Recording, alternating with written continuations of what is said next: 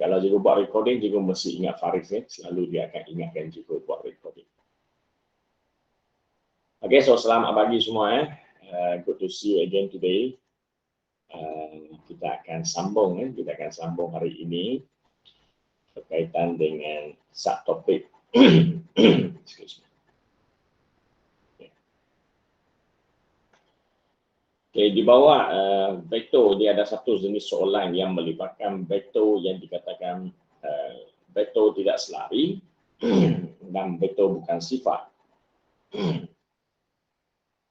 Okay, di sini kalau kita dia tengok sini ada dikatakan vektor bukan sifat, bukan sifat, yaitu vektor A dan vektor B. Vektor A ini bukan sifat, bukan vektor sifat. Vektor B ini juga bukan vektor sifat. Dan mereka juga tidak selari. Apalah yang kacau.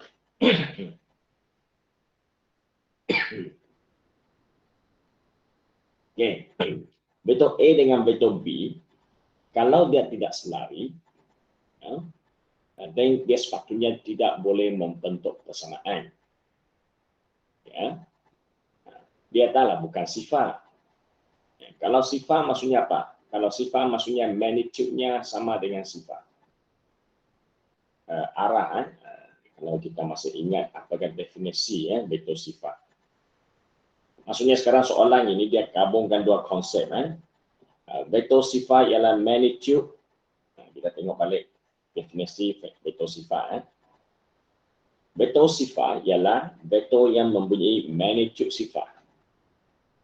Magnitude sifat. Dan arahnya tidak dapat ditentukan. Hari itu kita bagi contoh, apabila sebuah kereta bergerak dalam keadaan bulat. Daripada mula titik permulaan balik kepada titik permulaan. The ending point is a starting point. Dan dia bergerak dalam bentuk bulatan contohnya. Okay. So dia bergerak dalam bentuk bulat dan balik semula kepada titik yang asal. Dan sepanjang pergerakannya dia tidak mempunyai tidak mempunyai arah, tapi arahnya tak dapat ditentukan sebab dia sentiasa cornering, dia sentiasa bergerak dalam bulatan. Okay, dan bila dia balik kepada titik asalnya, dia akan menghasilkan satu keadaan di mana magnitude-nya sama dengan sifat. Ya, keadaan ini kita panggilnya vektor sifat. Vektor sifat. Tapi yang soalan ini kata dia bukan sifat.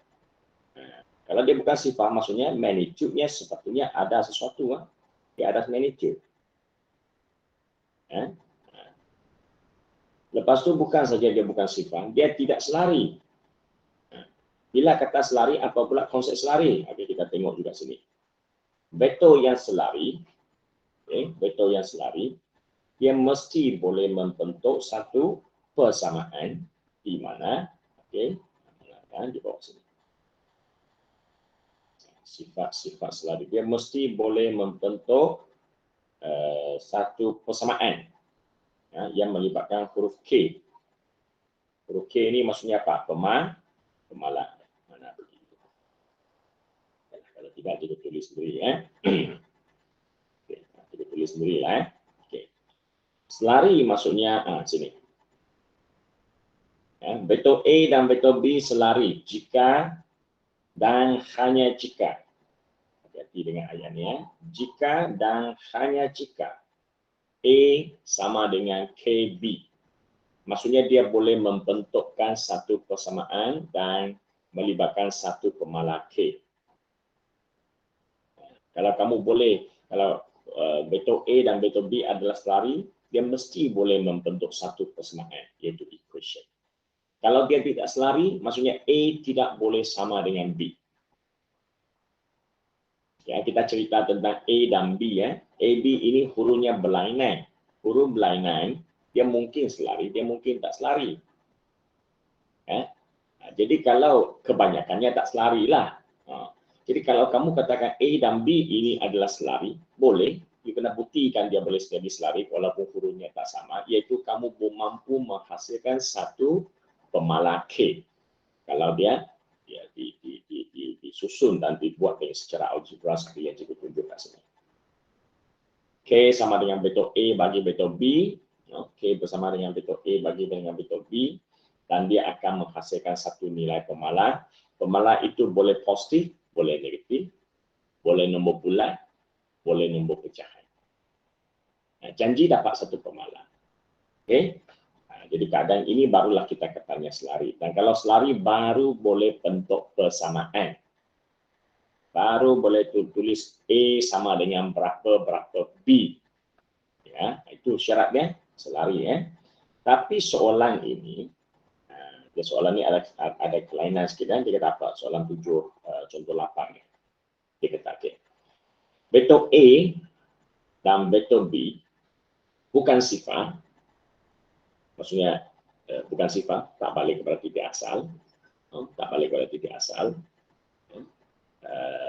Dan dia tidak selari. Tidak selari, tidak boleh bentuk persamaan. A tak boleh sama dengan B. Itu maksudnya. Tapi dia punya syarat ke depan, itu yang kita paham. Itu yang kita paham. Bukan sifat.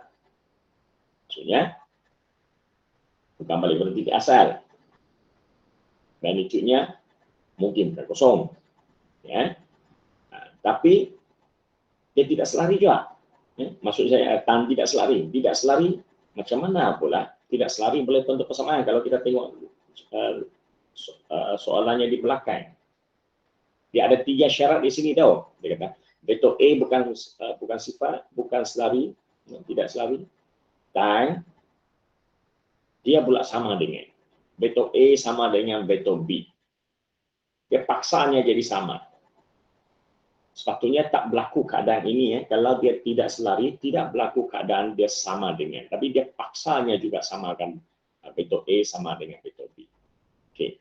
Dengan keadaan ini, dia suruh kita cari apa? Dia suruh kita cari nilai H dan K, nilai H dan K yang berada di nilai pemalar di depan setiap vektor A dan vektor B. Okey. Dia suruh kamu cari nilai K dan H tu. Okay.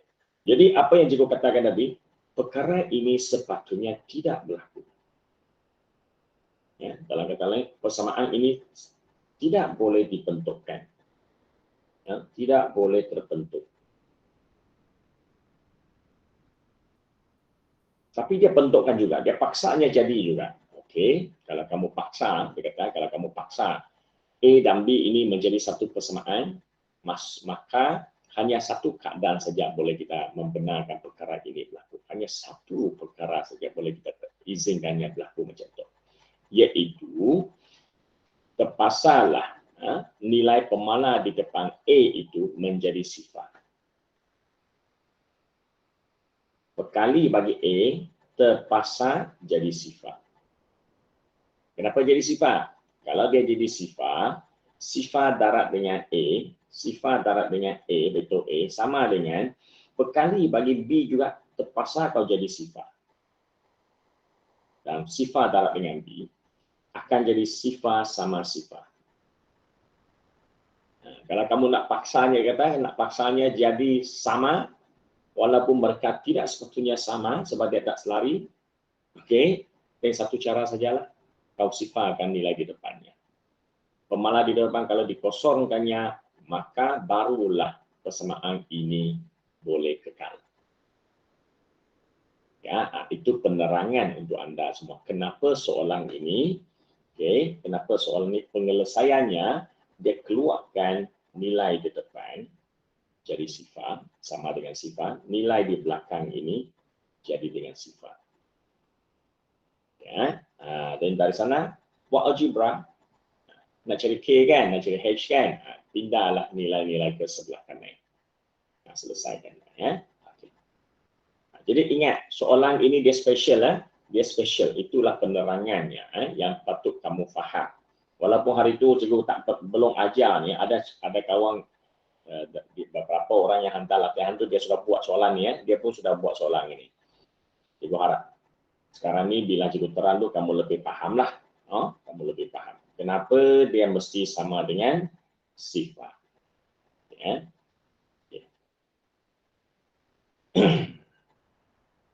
Contohnya soalan 4 ni, cikgu terangkan soalan 4.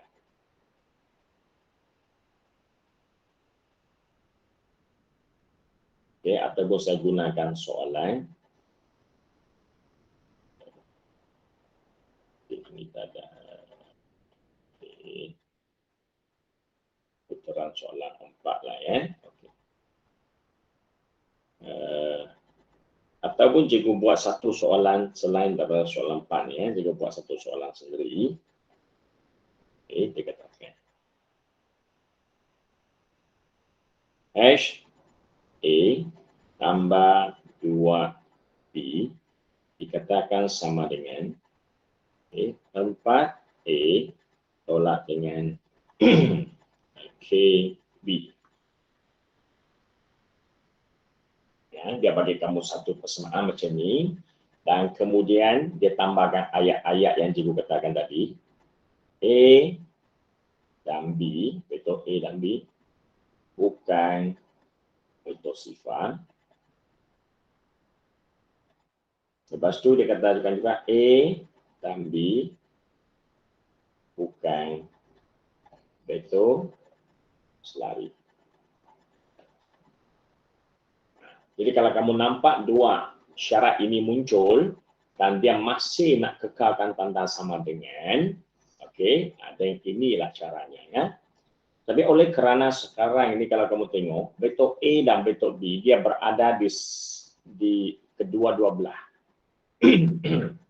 Kalau nak aplikasikan apa yang kamu belajar tadi, perkalinya sama dengan sifat, perkali A sama sifat, perkali B sama sifat, maka soalan ini permulaannya adalah kita kena kumpulkan dulu, kumpulkan dulu. Bentuk A di satu belah, bentuk B di sebelah yang sama. Lepas tu kamu kena buat pemfaktoran.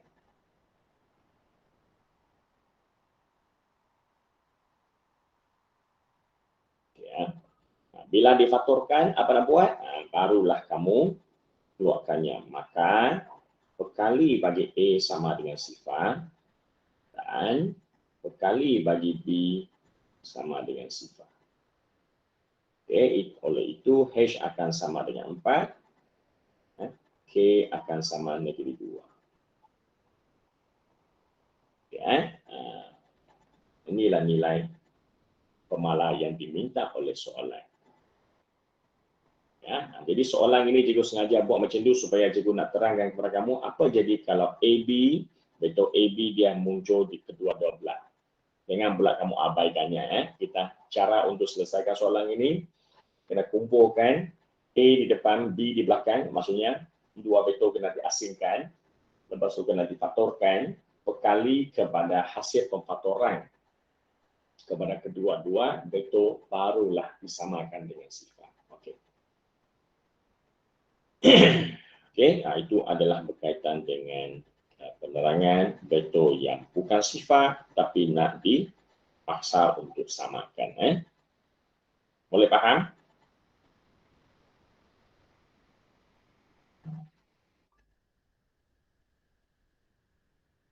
Okey, thank you Ashraf. Bilangan kita belum menambah. Farid masih tak jawab kan?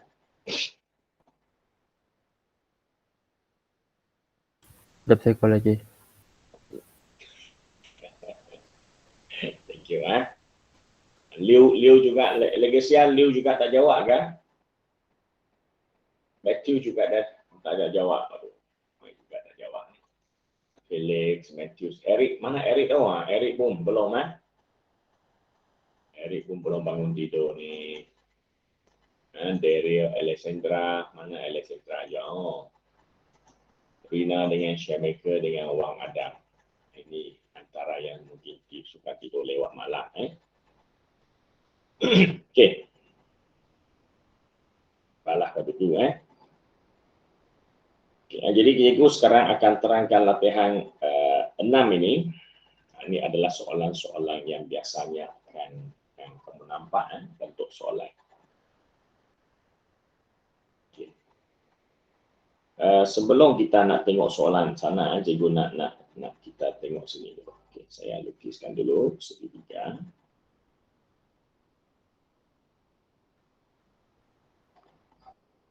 A, Y, O, P, Next, B. Oh, Daryl sudah masuk. Thank you. Very good. Good morning, Daryl. So, good. Welcome. Jadi kalau kita tengok gambar raja ni secara amnya, kamu dalam gambar raja ini kamu sepatutnya boleh mengaplikasikan semua konsep veto, penambahan dan penolakan veto. Tambah tolak veto mesti kamu boleh nampak dalam gambar raja ini, yaitu veto paduan. Setiap satu ini boleh jadi veto paduan, resultant veto. Okay. Contohnya sekarang kalau cikgu katakan, maksudnya kalau nak cari veto paduan, dia ini adalah hasil daripada tambah tolak, dia hasil daripada tambah tolak. Tambah tolak veto. Di bawah tambah tolak veto, kamu akan ada dua jenis tambah tolak veto, yaitu veto selari dengan veto tak selari. Itu ingatkan semula. Dalam veto tak selari ini, kalau selari ini senang aja tambah terus, tolak terus.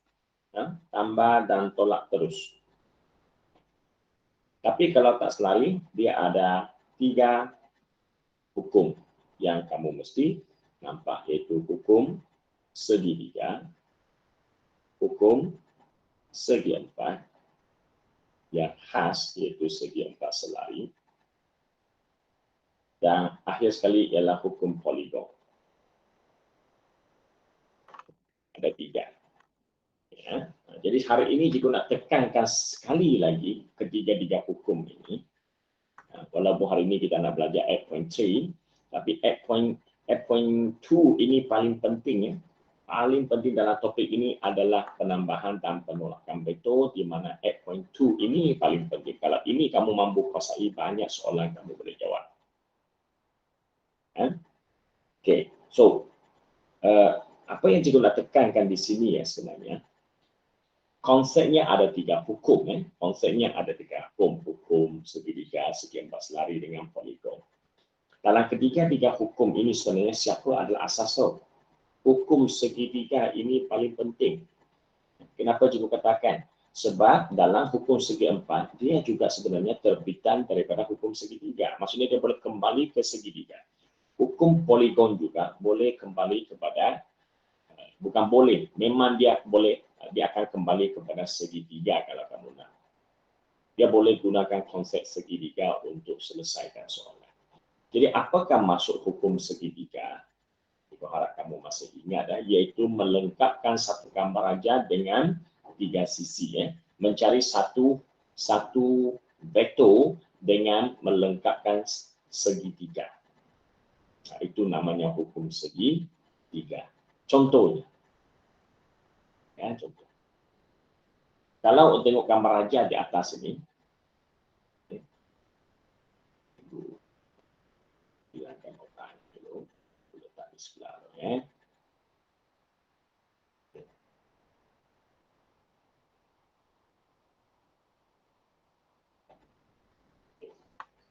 Kalau contohnya soalan ini cikgu nak kamu carikan veto paduan BY. Tolong tengok betul-betul BY. Mana BY? BY adalah ke bawah. Jadi BY kalau ke bawah, maksudnya dia punya starting point mesti B, dia punya ending point mesti, ending point saya gunakan merah lah sesarat. Dia adalah Y. From biru atau from kuning pergi biru atau pergi merah. Jadi macam mana kita nak tulis jawapannya? Macam mana kita nak cari jawapannya? Dengan menggunakan hukum segitiga. Hukum segitiga bagi tahu, kamu nampak veto paduan BY. Inilah veto paduan. Dia adalah hasil gabungan veto-veto lain. Kita pilih 2 veto yang paling nampak dekat gambar raja, yaitu kita boleh gunakan veto BA. Dan saya gunakan ini BO dulu. Okey, saya dari B pergi O. Lepas tu dari O pergi ke Y. tambah dengan OY. Bila kamu tulis macam ini, inilah hukum segitiga yang sedang kamu aplikasikan. Ya. Okay. Soalnya adakah ini saja jalannya? Adakah ini saja jalannya? Ataupun vektor paduan yang boleh kita pakai? Jawapannya tidak. Kamu juga boleh gunakan satu lagi jawapan, iaitu BA AY. Ya, kamu boleh gunakan satu laluan iaitu BA tambah AY. So, kedua-dua kuning dengan oranye yang cikgu tulis ini, kedua-dua ini dia mengaplikasikan hukum segitiga ya untuk mendapatkan BY. Okey. Jadi ada dua jalan, bukan satu jalan. So sebenarnya banyak dalam keadaan ini dia banyak. Okay. Kalau cikgu sekarang bagi kamu satu lagi contoh kedua, kita nak gunakan hukum poligon. Nak gunakan hukum poligon. Pada dulu ini. Okay. Macam mana dengan soalan hukum poligon? Okay. Hukum poligon cikgu bagi kamu satu yang baru. Let's say okay. XA. Kita dari X nak pergi ke A. A warna merah. Okay. Sekarang kita nak pergi dari X, kita nak pergi ke A, vektor A. Vektor XA, sorry. Titik X pergi titik A, vektor XA. Bolehkah AX? Boleh. Cikgu boleh ubah sikit kan, supaya kita tidaklah selalunya satu arah saja kan. Cuba saya buat arah terbalik. Arah terbalik. Okeylah, saya tukar warna lah. Dari hijau pergi kuning Okay, hijau pergi kuning.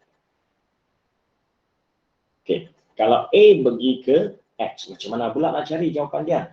AX. AX ini kamu boleh gunakan konsep poligon. Iaitu AY, YP,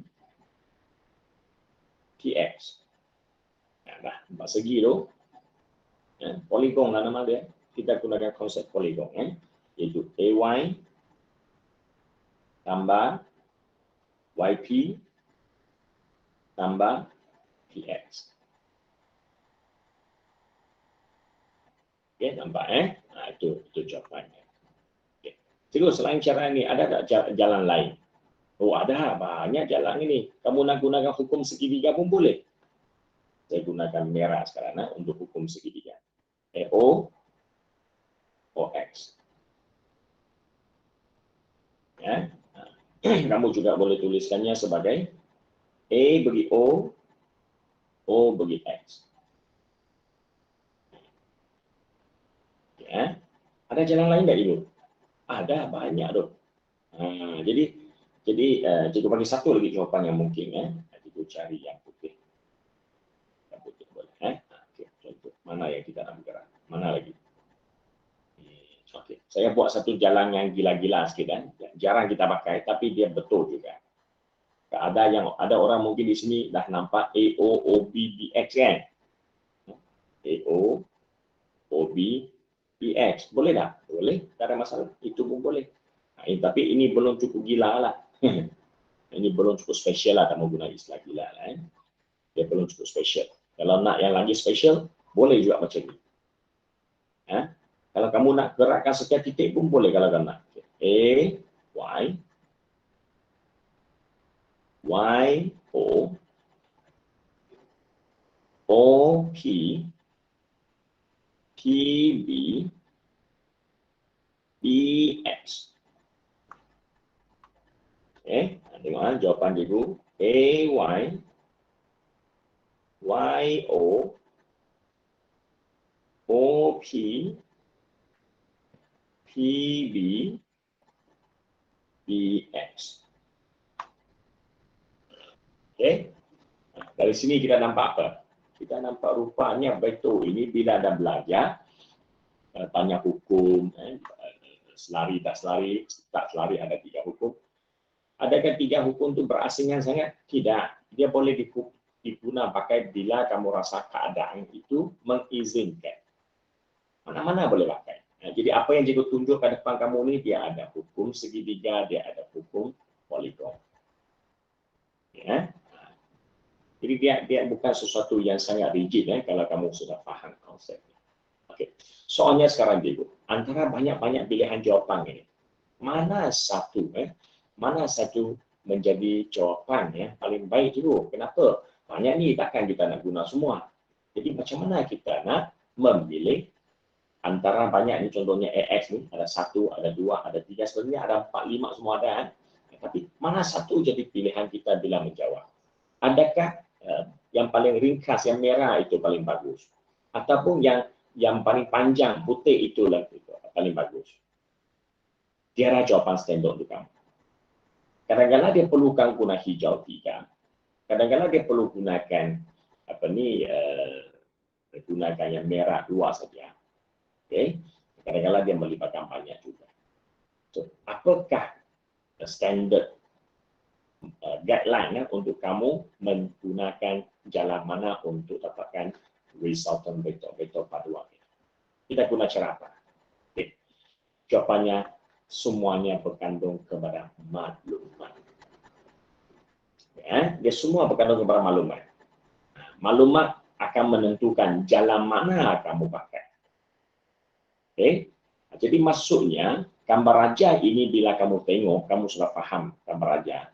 Perkara kedua dalam topik vektor ini untuk kamu menguasai dia dengan baik adalah kamu kena pandai baca maklumat. Kena pandai baca maklumat. Nah, maklumat di sini. Ayat depan-depan ini kena pandai baca, terutamanya semua label-label dan nisbah-nisbah persamaan dengan nisbah. This is nisbah, ini persamaan, ini maklumat. Maklumat ini maksudnya dia namakan, dia menamakan vektor. Menamakan vektor itu paling asas. Kalau tak ada nama vektor, apa maksud nama vektor? Vektor A kecil, vektor B kecil, 2A, 2B macam tu. Itu kalau kamu tak boleh namakan vektor, tak boleh faham soalan ini, I told you don't. Senang macam mana pun, you cannot start anything. Sudah pandai baca nama vektor, kemudian kena faham macam mana nak gunakan 2 lagi maklumat. Sebenarnya 3 maklumat. Maklumat pertama yang di sini ini persamaan ni. Persamaan ini kena faham. Kenapa dia bagi satu ayat macam ni, 5bx sama dengan 3ba. Apa maksud ni? Lepas tu kena faham juga konsep dia beri maklumat dalam bentuk nisbah. AY kepada OY kepada OA sama 3/4. Apa maksud ini? Sebenarnya dia ada satu lagi jenis maklumat, iaitu dalam bentuk pecahan. Contohnya OY over OA, dia boleh beri dalam bentuk 3/4. Dia pun boleh beri dalam bentuk macam ini. Ini namanya bentuk pecahan. Jadi 3 perkara ini, 3 jenis persamaan lah. Ini sebenarnya sejenis persamaan. Ketiga dia ini adalah persamaan. Tapi dia ditulis dalam bentuk berlainan. Jadi 3 ini mesti kamu boleh tafsirkannya dan masukkan ke 4 maklumat, ke 5 maklumat semua ini ke dalam gambar raja kamu. Bila gambar raja ini berlabel dengan lengkap, barulah kamu boleh tentukan. Langkah mana, apa yang cikgu terangkan tadi, langkah mana itu menjadi langkah untuk mendapatkan jawapan yang soal datang. So secara konsepnya juga harap kamu faham dulu ya. So setakat ini cukup padam dulu. So kita coba tengok, kita coba dulu.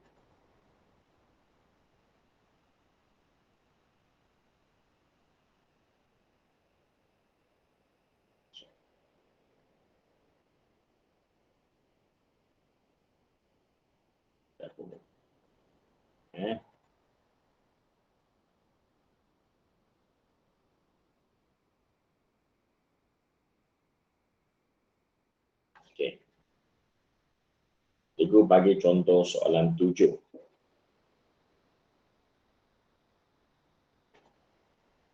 Soalan 7 ni lainnya sikit apa? Lainnya dia sudah ada anak panah. Ya, segi 4 tak ada anak panah. Jangan kamu terpengaruh sangat dengan anak panah tu. Apa yang dia bagi tu perlu faham, tapi jangan katakan saya tak boleh terbalikkan arahnya. Arah itu tetap boleh diterbalikkan. Contohnya DC. Okay. DC ini anak panahnya ke atas. Dilabel sebagai U. Okay. Boleh tak saya terbalikkan kalau saya perlukan terbalikkan arahnya? Boleh kalau kamu terbalikkannya, contohnya jika gunakan warna orange, saya terbalikkannya, maka kamu labelnya akan jadi, betul ni kamu akan labelnya sebagai negative U bila terbalik arah. Jadi perlu ke tidak, itu kita tengok pada soalan. Okey, sekarang kita baca soalan. Bacakan soalan. Soalan kata, raja di sebelah menunjukkan sebuah trapezium. Oh, this is trapezium. Bila sebut saja trapezium, ada maksud tersirat di dalam perkataan trapezium ini. Jadi jangan ingat bahasa Malaysia saja ada maksud tersirat tersurat. Matematik pun ada konsep tersirat tersurat. Bila nampak saja perkataan trapezium, carilah cepat-cepat cari garis mana dengan garis mana selari. Trapezium maksudnya ada sepasang sisi mesti selari. Tak lain tak bukan, mesti atas dan bawah. Kadang-kadang dia boleh sengitkan cara lukis kan, dia boleh jadi lukisannya boleh macam ini. Dia akan jadi kiri kanan. Kadang-kadang dia lukis sengit, kadang-kadang dia lukis macam ni. Trapezium maksudnya atas bawah. Okey. Bila dia, kenapa nak kena pastikan pasangan yang selari ni penting? Bila kamu tahu dua itu selari, maksudnya label vektor itu nanti hurufnya adalah sama. Kalau A, A. Kalau B, B. Dua-duanya ada B. Kalau AB, dua-duanya pun ada A dan B. A tambah B, A tolak B, ataupun ada A tambah B, A tolak B. Okay. So, trapezium sudah paham. Kita teruskan. Dengan keadaan DC. DC sama U. Okey, masukkannya dalam gambar aja labelnya. Lepas tu, termasuk arah. Termasuk arah. Okay, lepas tu, EB. EB kat mana? EB adalah sama dengan B. Kenapa ini B atas U? Sebab mereka tidak selari. Kalau selari, pastinya satu B, satu pun B. Jadi dua pasangan ini tidak selari. Lepas tu, dia beri lagi satu maklumat dia kata. Ini dia beri dalam bentuk persamaan. EB sama dengan setengah BC. EB sama dengan setengah BC. Setengah tau. Apa maksud setengah? Di BC punya setengah, panjang setengah BC, baru sama dengan ED. Maka, dari sinilah kita sebenarnya nampak gambar raja ini tidak dilukiskan dengan tepat. Dia tidak dilukiskan dengan tepat. Ini gambar raja sketching sekarang. Kalau ikut arahannya di atas tu, ini satu. Atas tu mestilah dua kan. Panjangnya mesti 2 kali ganda. Lepas tu kau sambung. Ini baru betul. Ini baru tengok satu, ini satu. Atas ni dua, bawah ni satu. Maksudnya dia separuh. Dia separuh. Saya gunakan istilah satu-satu. Bukan maksudnya dia satu unit, dua unit. Itu hanya nak beritahu dia. Atas tanah kalau dua kerat, ukuran berapa saya tak tahu. Tapi dia dua kerat panjangnya. 2 kali ganda, lebih panjang dari yang bawah. Okey, itu maksudnya. Okey. Jadi apakah label vektornya? Yang sini U, yang sini V, yang ini berapa, yang ini berapa? Soalan tak bagi tahu. Dia hanya bagi tahu dua ini ada hubungan setengah ataupun sekali ganda. Okey. Ungkapkan sekarang dia kata, ungkapkan BC dalam sebutan U dan V. Okey. So, macam mana nak buat soalan?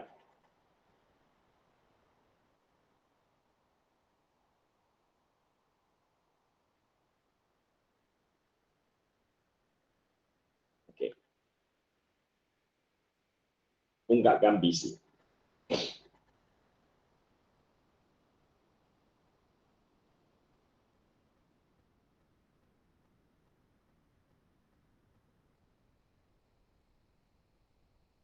Okey.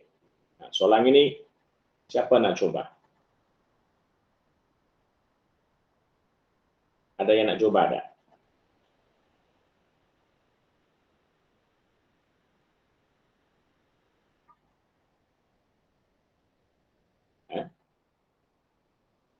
Yang dia nak BC.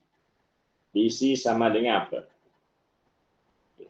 Yang kita nampak sekarang, konsepnya, nak cari BC, saya mesti gunakan laluan, ada banyak pilihan, digunakan konsep yang kembali tahu anda tadi. Dia boleh gunakan BD tambah BC. Okey, BD tambah BC. Ini. Atau dia boleh guna BC, dia boleh guna BE tambah BD tambah BC. Okey, dia boleh guna konsep laluan ini juga. Okey, itu merahkannya. Okey. Jadi nak gunakan laluan hijau ke nak gunakan laluan merah? Untuk soalan ini yang cikgu pilih ini sebab dia soalan kebat sikit, dia ada soalan aras tahap 3 tapi dia kena berfikir lah, jadi ada maklumat terus. Tapi apa yang cikgu nak terangkan kepada kamu di sini adalah dua-dua ini mana satu boleh dipilih. Bagi pada pemulaannya, itu bagi pemulaannya kedua-duanya pun tak dapat digunakan. Kenapa tak dapat digunakan? Sebab kamu gunakan laluan hijau pun ada satu laluan kamu tak tahu nama. Okey, saya guna biru. Laluan ini kita tak tahu. Laluan BD ini kita tak tahu. Ya, itu tak tahu. Kalau kamu pilih BC pula, BC ini walaupun laluan BE, okay, yang penting kamu tengok dulu mana laluan yang tahu. Yang tahu itu adalah tempat mesti kamu lalu. BE kamu tahu. DC kamu tahu. Yang kamu tak tahu adalah ED. Kalau guna pilihan atas tadi, okay, BD tak tahu, tapi DC tahu.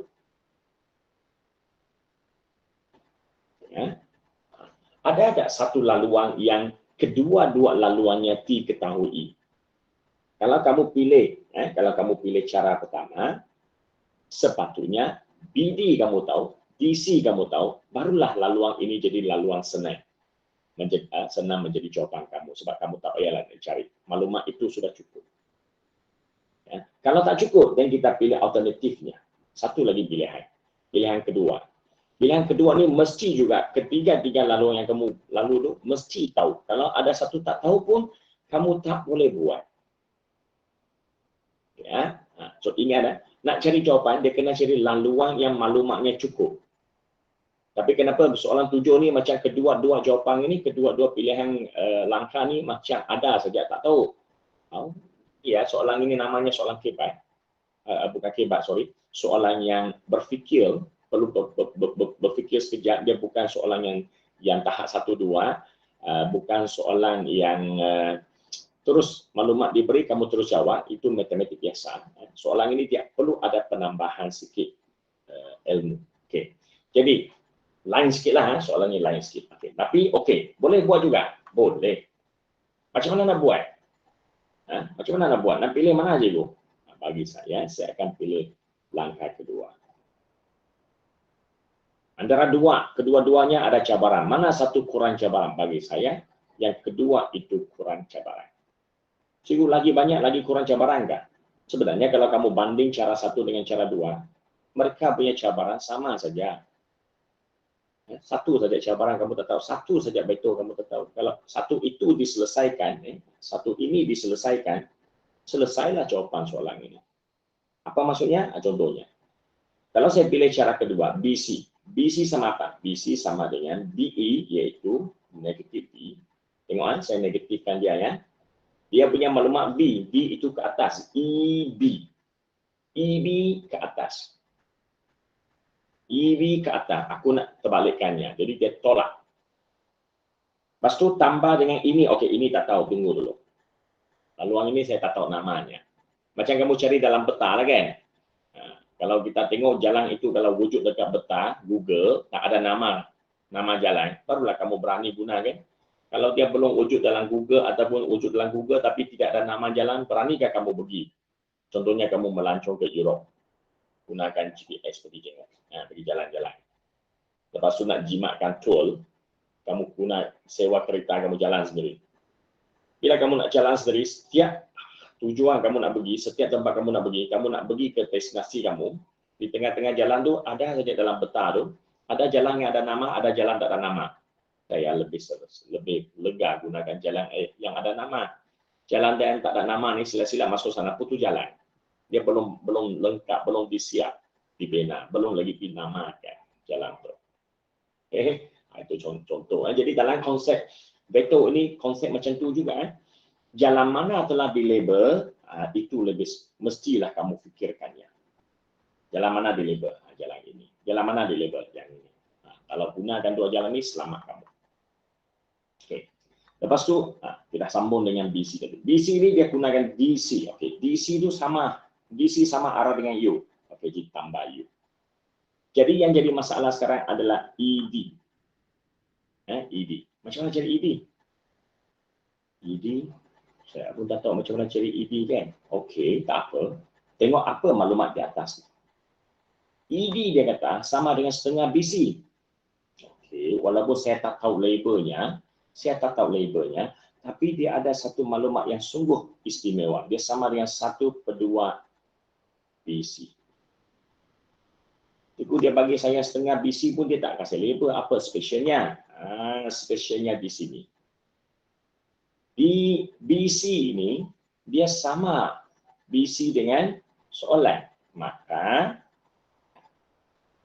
di BC saling sekarang kena saling Okey, BC dengan BC di sini tolak.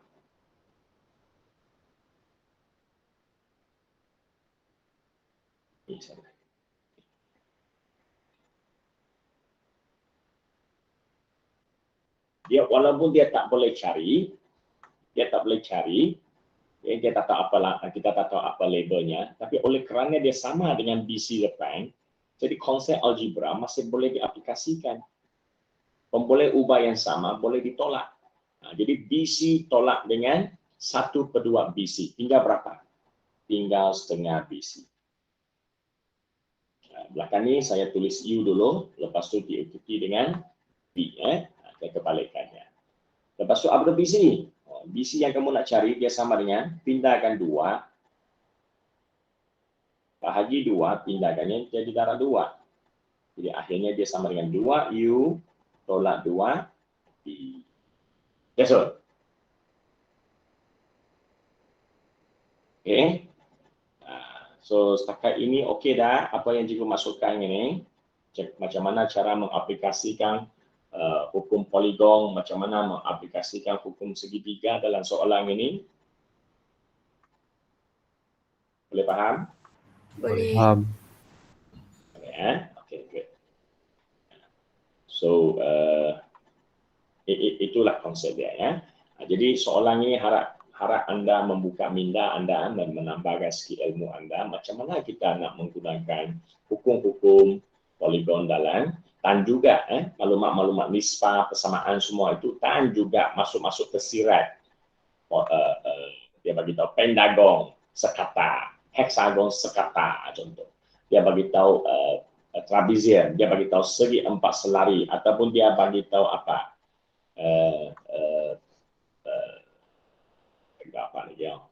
Bentuk kite itu apa? Diamond bentuk diamond. Kalau diamond itu maksudnya apa? Okey, ataupun bentuk layang-layang. Segi 4 berbentuk layang-layang.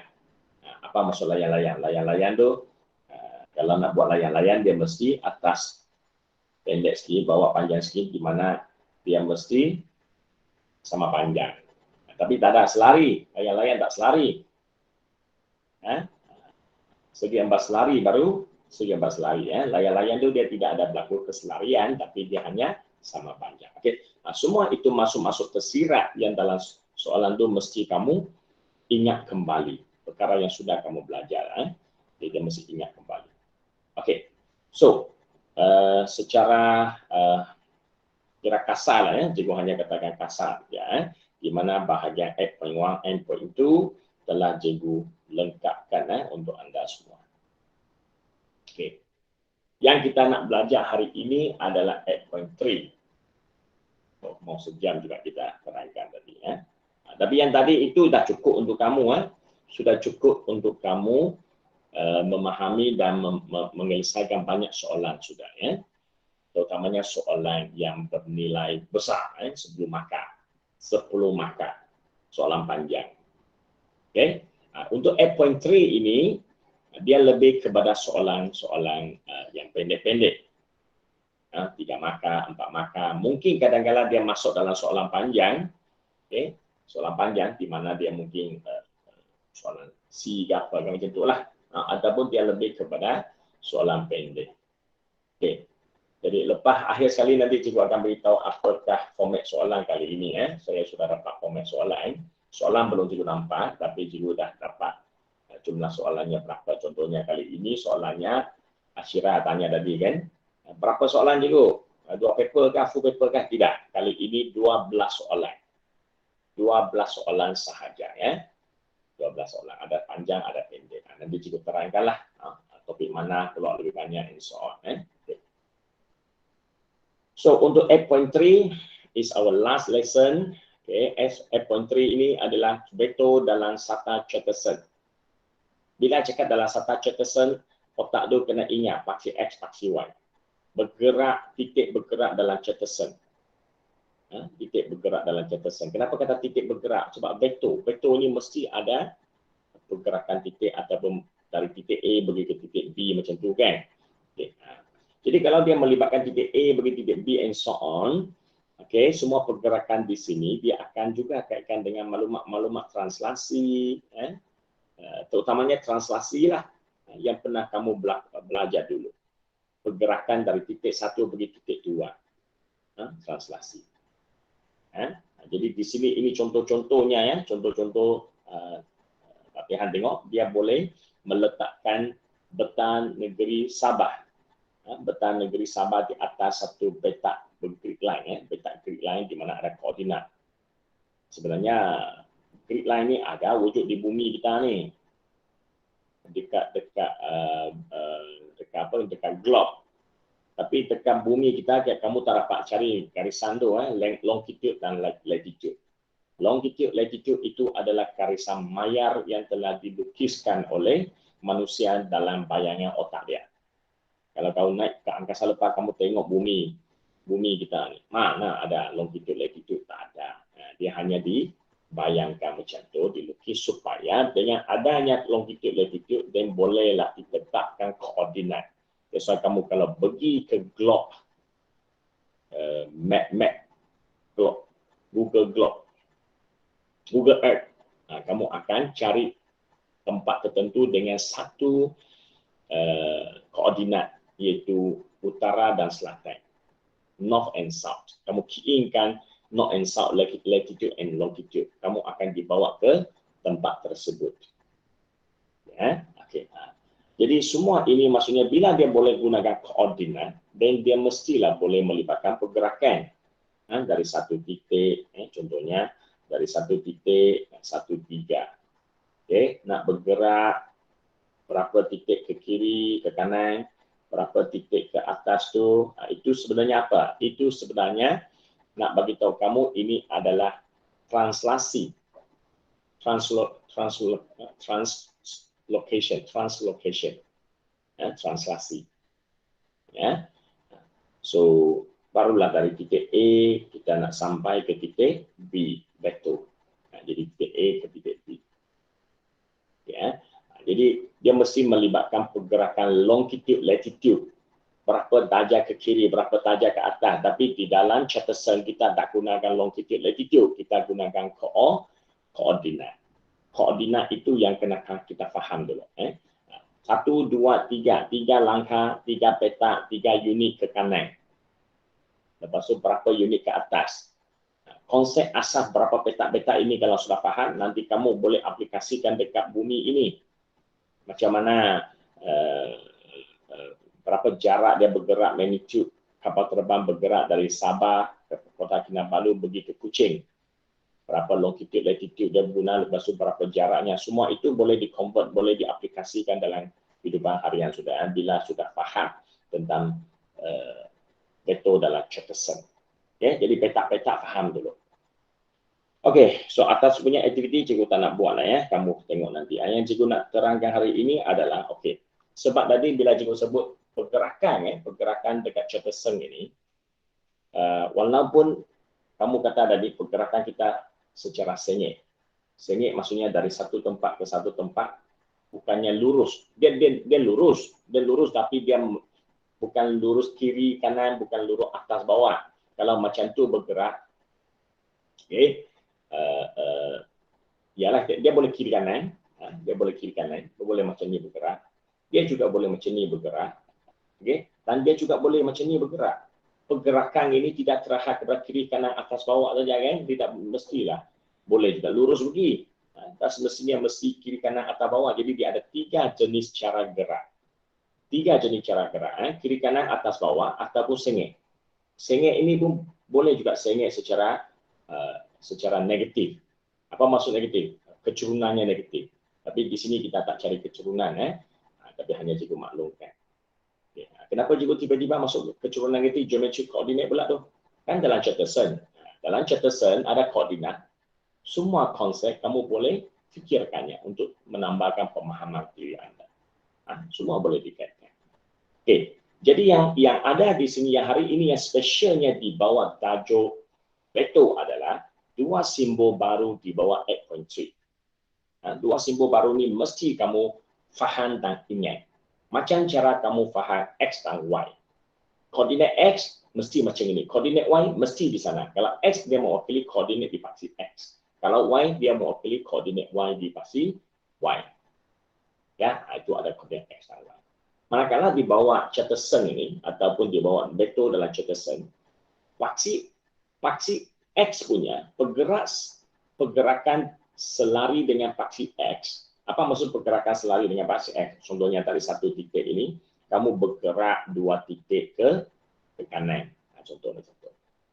Kalau di paksi X ini pergerakan selari dengan paksi X, kita akan labelkannya dengan veto yang sangat spesial ini. Tanda yang spesial, yaitu tanda I. Veto berlabel I. Jadi dalam topik ini, subtopik terakhir ni, kamu tak boleh lagi guna veto A, veto B, veto U, veto X, Y, U, apa huruf lain semua tak boleh. A sampai Z semua tak boleh pakai, kecuali I dengan J saja. I dengan J ini diguna khas untuk veto yang diaplikasikan ataupun yang dilukis di atas Charterstone. Ya. Kenapa? Sebab mereka punya pergerakan garanti, mengufuk, mencancang. 90 darjah hubungan mereka. Itu sebab dia bagi satu simbol khas. Kalau bergerak mentata iaitu selari dengan paksi X, garanti saya selari dengan paksi X, mesti gunakan I untuk labelnya. Ya. Tapi kalau dia bergerak secara menegak, tak kisah dia naik atau turun, dia mesti dilabel dengan huruf J. Ya. Jadi kalau orang kata, sekarang bila orang kata, okey, tolong dapatkan satu veto, satu veto yang pergerakannya melibatkan 2 kali I ke kanan dan 3 kali I ke atas. Manakah veto itu? Okey, kamu pun mula. Saya mula dari sini, saya tak kisah dia mula mana, dia tak suruh kata mula mana kan. Jadi dia 2 kali ke kanan, okey, ke sini, berhenti sekejap. Lepas itu 3 kali ke atas, okey, 3 kali ke atas. Maksudnya saya mula dari sini, akhirnya saya berhenti di sini. Jadi vektor yang dia masukkan, vektor paduan yang dia masukkan adalah ini. Ini adalah satu vektor paduan yang mempunyai 2i tambah dengan 3j. Dua ke kanan itu dilabel sebagai 2i. 3 ke atas 3j. Okey, itu maksudnya. Setakat ini boleh faham?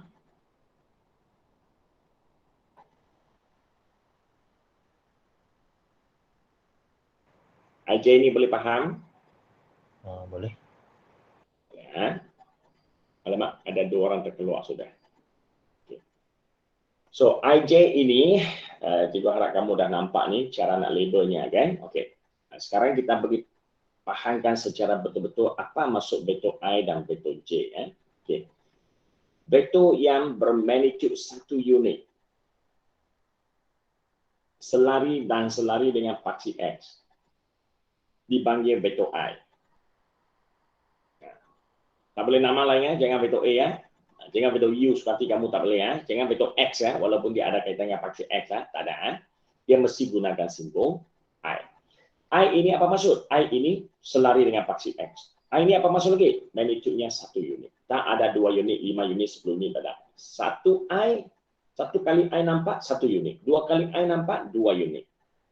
Jangan pandai-pandai tambah jadi benda lain. Tak boleh. Kamu tak boleh katakan satu petak mewakili 10 unit itu kemudian kira.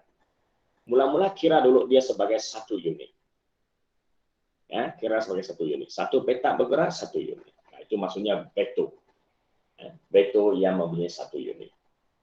Lepas tu ditulis sebagai I atau apa? Atau ini. Nah, maksudnya di sini vektor I ini boleh juga diwakili cara tulisnya satu sifar. Dua ini sama maksud. Kalau kamu tak nak tulis I, boleh tak? Boleh. Tapi kamu kena tuliskan dalam bentuk metrik ataupun dalam bentuk translasi. 1, 0. Nah, jadi kenapa 1, 0 saya harap semua okey ya. Faham kan? Kamu sudah belajar translasi betul? So, satu sifar, ya bagus. Satu sifar adalah I. Manakala satu lagi jenis vektor yang kedua namanya J adalah vektor bermagnitude 1 unit. Okey, dia 1 unit juga. Selari dengan paksi Y pergerakannya dipanggil sebagai J. Jadi kamu boleh tuliskannya sebagai J ataupun kamu boleh tuliskannya sebagai translasi 01. 01. Okey. Dan itulah keterangan tentang vektor I dan vektor J. Vektor I dengan vektor J. Tuh, di sini cikgu nak tambahkan satu lagi ayat yang penting di sini. Kamu tengok belakang sini. Apa dia kata? Magnitude bagi I ialah 1 unit. Itu dia nak menerangkan ayat ini. Bermagnitude 1. Jadi kamu kena gunakan modulus. Modulus I sama 1 unit. Modulus J sama 1 unit. Ini sifat dia ya.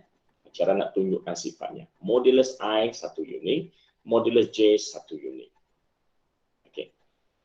Jadi oleh kerana kedua-duanya dinamakan vektor mempunyai magnitude 1 unit, jadi kedua-dua ini vektor I dan vektor J juga digelar sebagai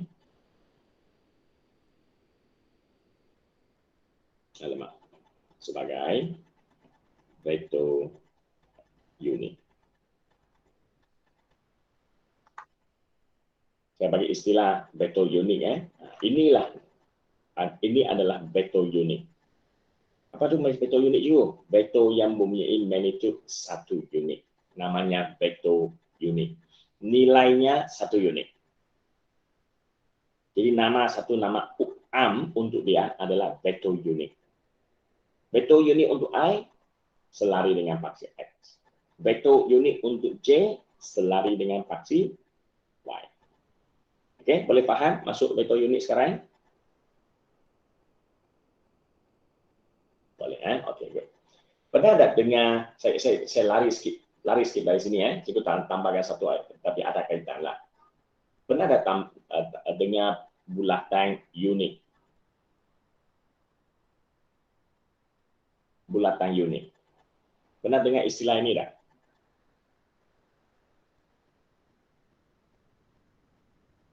Tak pernah. Oh, okey. Tak faham. Aiman tak faham yang mana, Mai?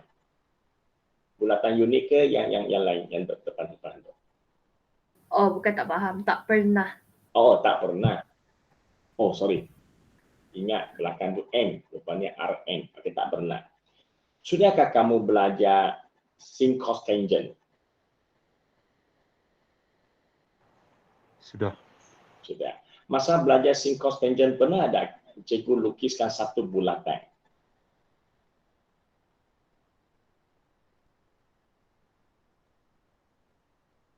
Tidak ada.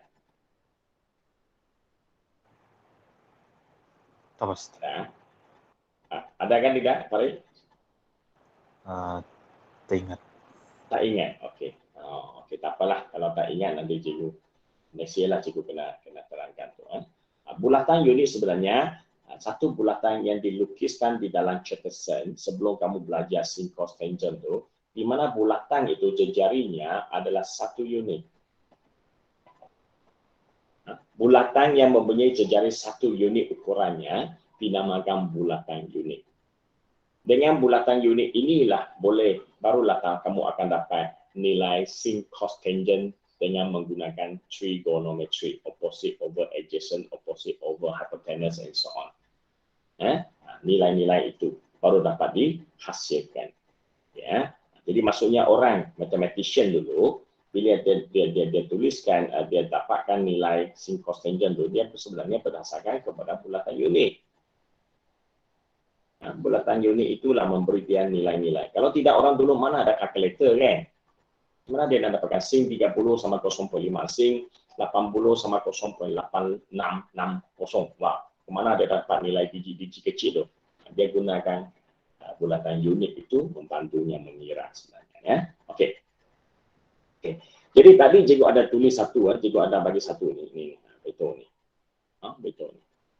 Betul ni dia apa? Betul ni dia mesti gerak kiri kanan dulu. Cikgu boleh tak saya gerak atas dulu? Boleh. Tak salah, tapi ikutlah kebiasaan. Orang akan bergerak kiri kanan dulu. Macam kita belajar translasi. Kan? Translasi kita punya otak biasanya bergerak kiri kanan dulu, baru pergi atas bawah. Koordinat, bila tulis koordinat kita mesti tulis koordinat X dulu, baru tulis koordinat Y. Itu satu kebiasaan dan yang boleh kita aplikasi, yang kita amalkan, bukan aplikasi, amalkan. Jadi sini saya pun nak kamu amalkan satu cara di mana bila menampakkan satu vektor dikeluarkan, kita mesti cuba gerak kiri kanan dulu, baru atas bawah. Contoh soalan ini, dia dua kiri ke kanan, dua kiri, dua ke kanan, iaitu 2i, dan 3 ke atas, iaitu 3j. Jadi bila kamu sudah tahu vektor ini adalah gabungan 2i dan 3j, kita akan labelkan sini sebagai 2i tambah 3j. 2i tambah 3j ini, bila kamu tengok, tambah. I tambah j. I tambah j itu sudah melibatkan apa? Melibatkan konsep yang baru kamu belajar tadi, penambahan vektor. Vektor i tambah dengan vektor j. Vektor i tambah dengan vektor j, dia sebenarnya merupakan penambahan vektor, maksudnya vektor paduan. Maksudnya garisan sengit yang kita lukiskan dalam Chatterson, garisan yang sengit yang kita lukiskan, yang kamu nampak tadi melibatkan I dan J ini adalah resultant vector, sejenis vektor paduan. Jadi dalam topik ini resultant vector dia gunakan simbol khas untuk dia, iaitu R, yang kamu tak akan jumpa di 8.2, 8.1, especially 8.2. Kamu tak akan jumpa simbol ini. Konsepnya sama, tapi R hanya digunakan di sini. R digunakan di dalam Chatterson. Maksudnya garisan yang lurus kamu lukiskan kalau melibatkan petak-petak ni, kamu baru layak gunakan R. Yang kita belajar dari yang sini, tengok. Ini pun sengit. Boleh tak saya guna R? Tidak, orang tak akan guna R di sini. Di sini dia akan gunakan simbol-simbol, contohnya A lah, B lah, U lah, apa kan? Itu saja yang berbelakang. You tidak boleh gunakan R di sini. R ini khas untuk Chatterson. Okay, so now kita akan pergi tengok Chatterson. Okay, jadi cukup balik sini lagi. Saya tak nak gunakan contoh sana. Saya gunakan contoh ini. Okay. Jadi kalau kita tengok, apa yang kita nampak sekarang ni, resultant vektor ini dia sama dengan 2i tambah dengan 3j.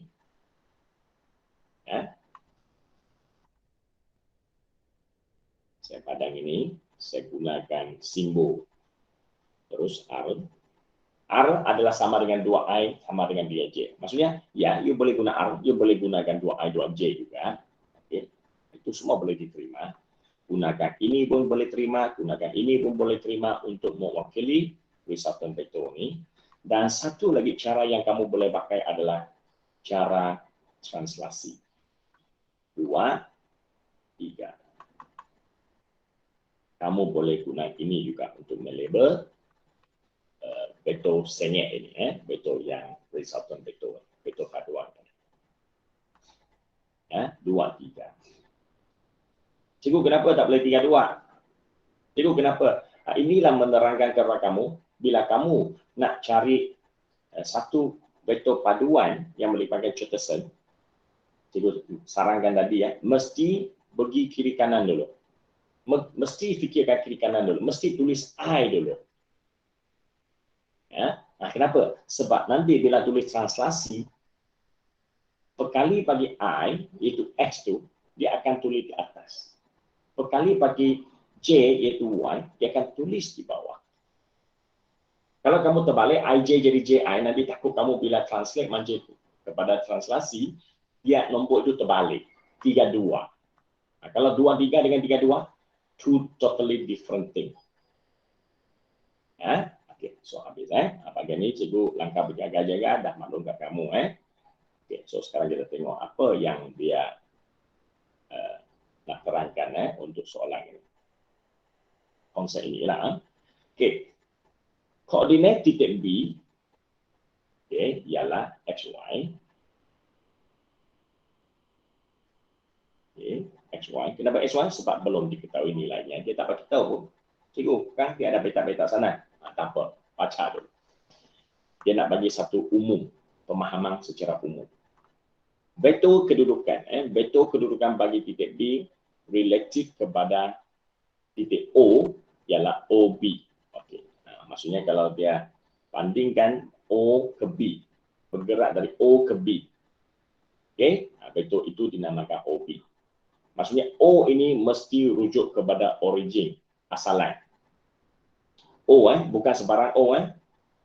Kalau di gambar raja yang segi 3, segi 4 dulu ni, O ni dia boleh letak sini. Dia boleh kata ini O. Dia boleh letak sini O. Itu boleh O itu O, tak tahu O kat mana. Tapi di bawah Chatterson, O ni mesti rujuk kepada asalan. Tak ada tempat lain. You jangan nampak saja OB, O itu mesti mula dari kosong-kosong. Jangan ada fikir yang lain, tak ada. Lepas tu OB boleh ditulis sebagai gabungan vektor I dan vektor J. Iaitu XI tambah YJ. XI tambah YJ. Apa maksud XI? XI sini. X itu apa? X itu koordinat X-nya. Jadi kalau dia bagi kamu satu titik, let's say dia bagi satu titik sini. Dia kata koordinat ini ialah I, E, San, Si, U. Okey, 5 dan 2. 5, 2. Ini koordinat C. Jadi kalau kamu tulis vektor OC, kamu terus boleh tukar jadi 5, 2. Dalam bentuk laju, vektor laju. Dia panggil bentuk vektor laju. Bukan nama yang cikgu bagi tahu tadi. Ini nama betulnya. Bukan vektor translasi. Hanya konsepnya translasi. Namanya adalah bentuk vektor laju. Kamu juga boleh tuliskannya dalam bentuk apa? Dalam gabungan vektор. Dalam bentuk gabungan vektор IJ iaitu 5I tambah 2J.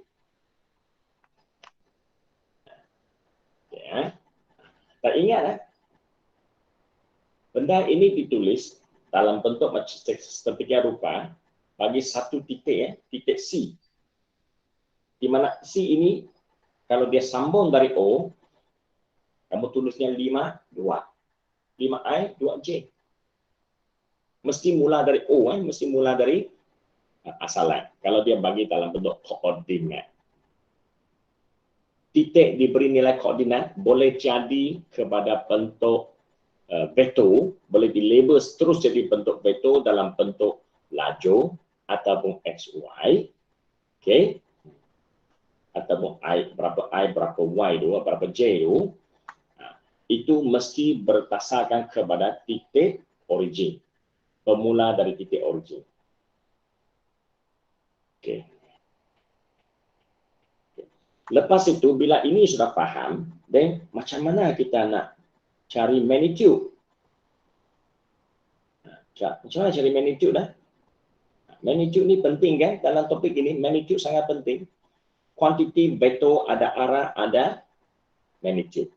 Dan pengiraan magnitude mesti tahu dikira. Orang belajar fizik ini kalau tak kira magnitude, tak pandai kira magnitude, habis cerita lah. Maksudnya, fizik kita ni fizik gambar aja, tidak ada nilai. Tak ada nilai. Macam mana engineer nak mengira? Sebarang jenis design for everything dia mesti ada kiraan. Okay. Jadi melibatkan pengiraan. Magnitude OB. Macam mana kira magnitude OB? Magnitude OB ini kalau kita tengok koordinatnya XY tadi kan? XY. Okay. Okay, XY. Dia sebenarnya ini berapa X, ini berapa Y maksudnya. Kalau kamu nak cari magnitude OB, kamu nak cari panjang titik garis ini, panjang vektor paduan ini, resultant vektor ini. Okay. Dia ada banyak cara, dia boleh katakan okay. Resultant vektor, magnitude resultant vektor akan sama dengan magnitude OB dan akan sama dengan rumus.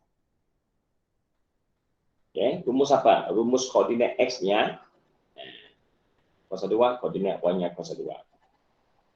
Okay. Okay. Kenapa guna rumus ini juga? Ini bukanlah rumus teorem Pythagoras. Ya. Sekarang kamu layak gunakan teorem Pythagoras lagi layak kamu pakai. Kenapa? Sebab semua vektor yang dilukis ini dia gunakan garis, dia gunakan sata Chatterton, iaitu berpeta. Bila berpeta, setiap peta adalah 90 darjah. Jadi macam mana sengit kamu pergi, dia akhirnya boleh dikaitkan dengan sisi mengufuk dengan sisi mencancang, di mana hubungan mereka 90 darjah. Kalau 90 darjah, nak cari jarak sengit ni, tak lain tak bukan teorem Pythagoras. Jadi, gunakan balik teorem Pythagoras. Hanya di sini, dia punya teorem Pythagoras, dia guna apa? Dia melibatkan koordinat X dan Y. Ya, okay. Jadi, nak cari magnitude di bawah vektor, teorem Pythagoras. Kalau kamu masih ingat hari itu, kita ajar macam mana nak cari jarak dengan menggunakan koordinat. Koordinat, contohnya jarak AB. Jarak AB tak ada ni, jarak AB. Jarak AB dia adalah X2 tolak X1 telangan kurungan kuasa 2 tambah dengan Y2 tolak dengan Y1 telangan kurungan kuasa 2. Sambil tu ulang kaji sikit. Tengok. Ini geometri koordinat. Ini Chatterton. Ini vektor. Geometri koordinat dengan vektor.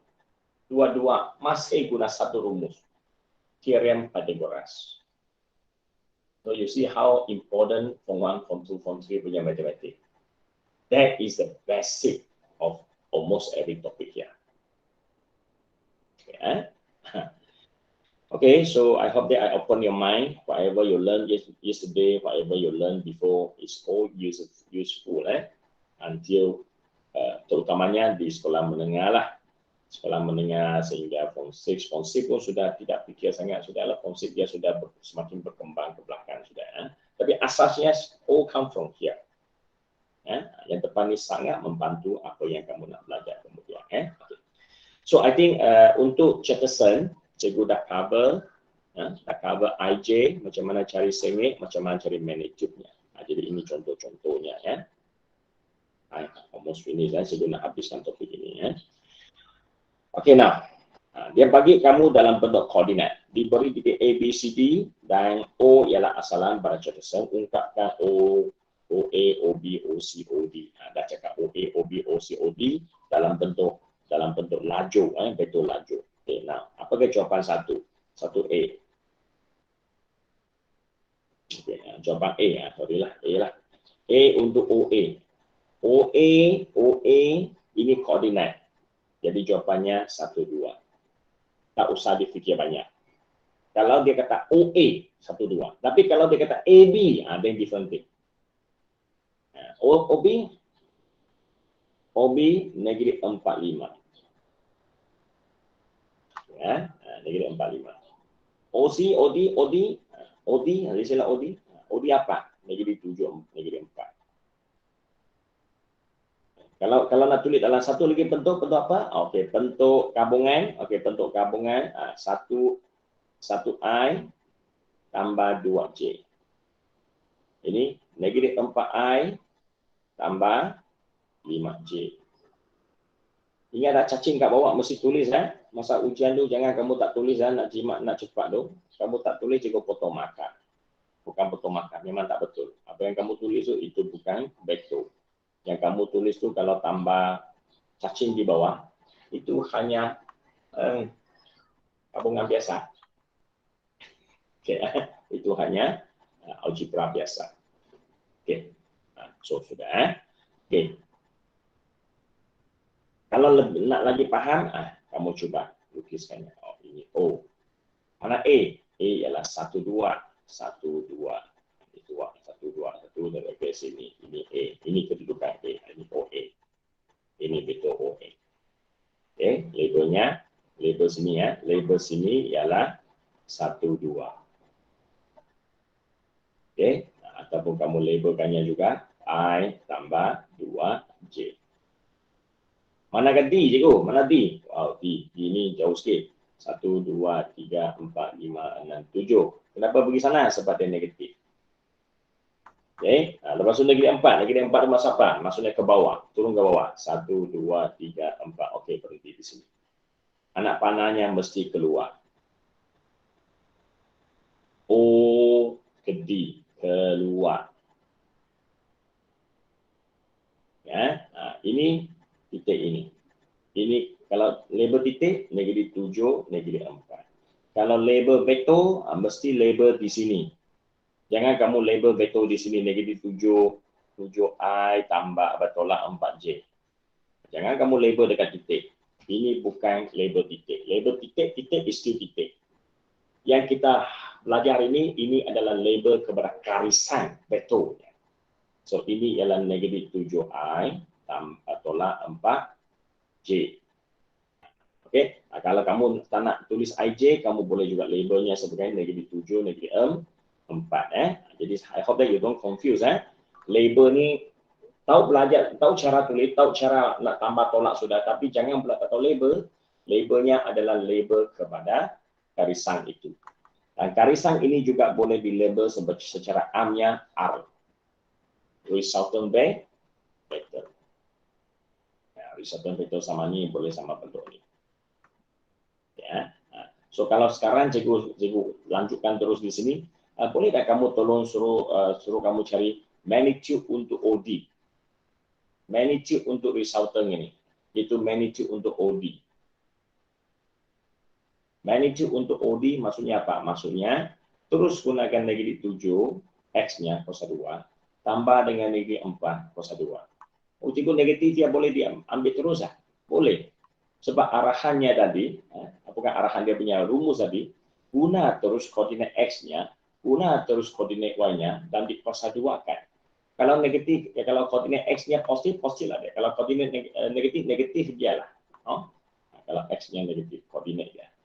Tapi jangan risau kerana punca kuasa. Apa hal? Sebab maksud cikgu jangan risau kerana kalau dia negatif ke apa? Jangan risau. Sebab apa? Negatif bila kuasa 2 jadi positif balik. Apa-apa negatif semuanya akan jadi positif balik. Then it become 50, 50, 60, 65. Okay, 65. Boleh ringkas lagi 65? Tak boleh. Tidak ada perfect square. 3 tak ada, 4 tak ada, 3 boleh kan? 3 sama-sama. Tak ada. 3 ada. Bukanlah 9. Maksudnya perfect square 4, 9, 25. Dalam tu tidak ada nombor-nombor yang boleh diceraikan kan? Kepada nombor ni kan? Jadi tak boleh ringkas lah. Itulah jawapannya. Okay.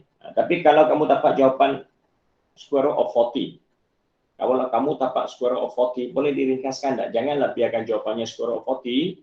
Kamu sudah belajar indeks sub dengan logaritma itu. Kalau belajar dapat negatif 40, then you kena pecahkannya 4. 4, 4 darab dengan 10. 4 darab 10 ialah 40. Jadi 4 adalah perfect square. Kuasa 2 sempurna. So, square root of 4 times square root of 10, then you get 2 square root of 10. Ini ringkaskan jadi itu. Mesti ringkaskan. Okey. So sekarang kita tengok pula contoh soalan 14 ni. Kita nak habiskan topiknya, ya beri sikit masa ibu. Okay. 14 ni raja di sebelah menunjukkan A, B, C, D, E. Okey, good. Dia masih dia gunakan A, B, C, D, E. Cikgu kata tadi tak boleh guna label ini sudah. Tak boleh lagi, tak boleh. Tapi boleh juga. Boleh juga, tapi akhirnya dia akan tukarkan betul-betul ini menjadi betul I dan J. Dia kena tukarkannya kepada bentuk IJ. Jadi simbol AB ini masih boleh pakai. Dia macam AB. Kalau dia ada bagi kamu A, maksudnya kalau dia ada bagi titik-titik kucu ni A, B, maka jaranglah dia nak pakai benda ni. Tapi kalau dia tak bagi nama pucu, dia terpaksa namakan betul kan? Dia terpaksa menamakan betul. Kalau tak beri nama betul, macam mana dia nak suruh kamu cari kan? Dia takkan kata macam ni, oi carikan betul ini. Sini ada berapa betul? 1, 2, 3, 4, 5. Betul ini betul mana? Dia mesti ada label juga kan? Tolong carikan betul tu.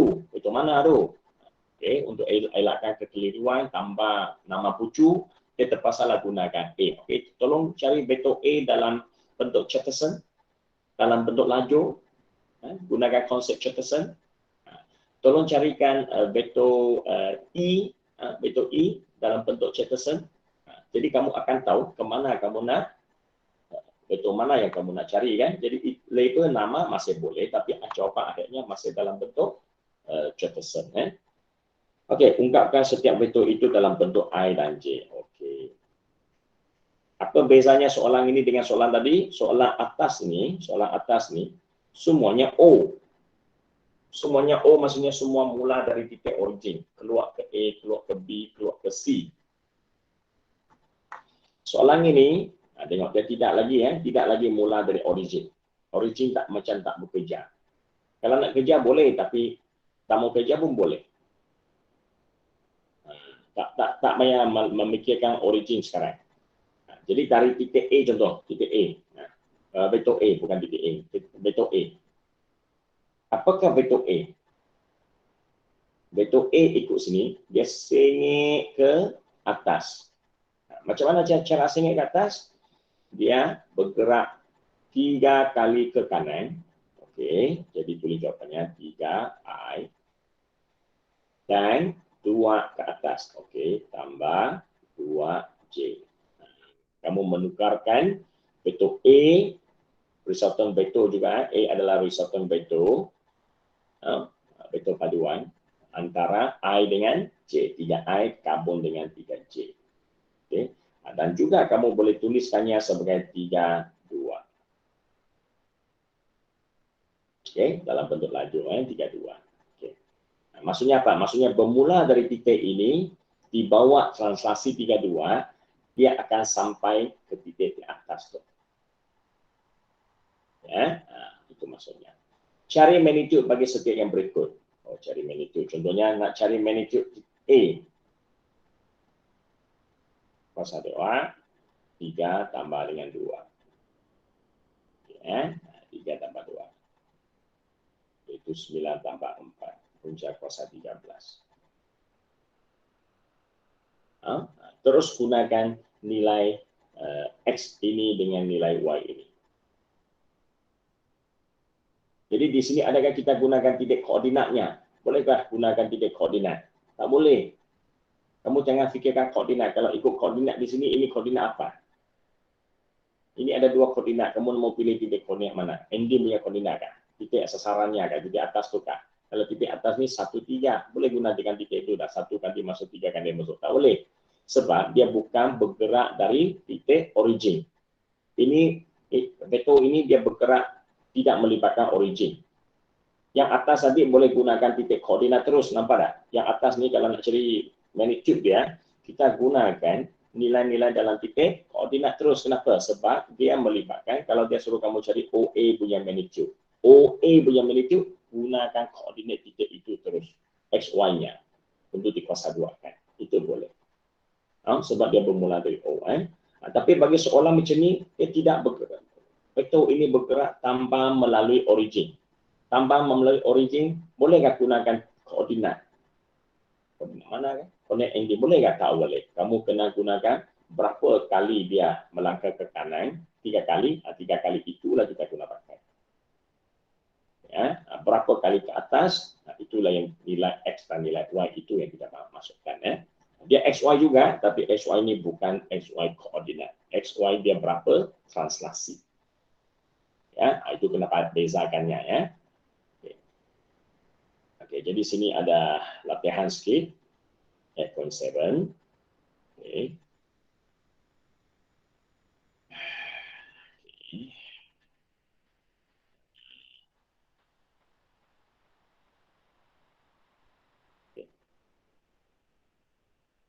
Sekarang cikgu nak pergi ke soalan kedua akhir. Okay, kedua akhir, iaitu vektor unik. Okay, cikgu tadi sudah belajar vektor unik, sekarang belajar lagi vektor unik ya. Memerihal dan menentukan vektor unik dalam arah suatu vektor. Apa maksudnya? Vektor unik yang cikgu terangkan tadi I dan J. I vektor unik, J vektor unik. Itu IJ, vektor yang bergerak kiri kanan atas bawah. Ya. Yang saya nak ajar sekarang ini adalah vektor unik yang melibatkan resultant vektor.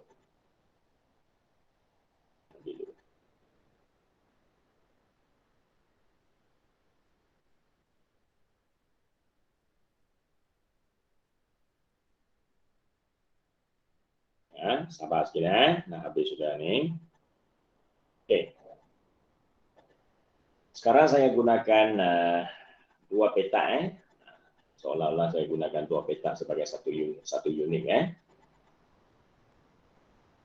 Di mana dek?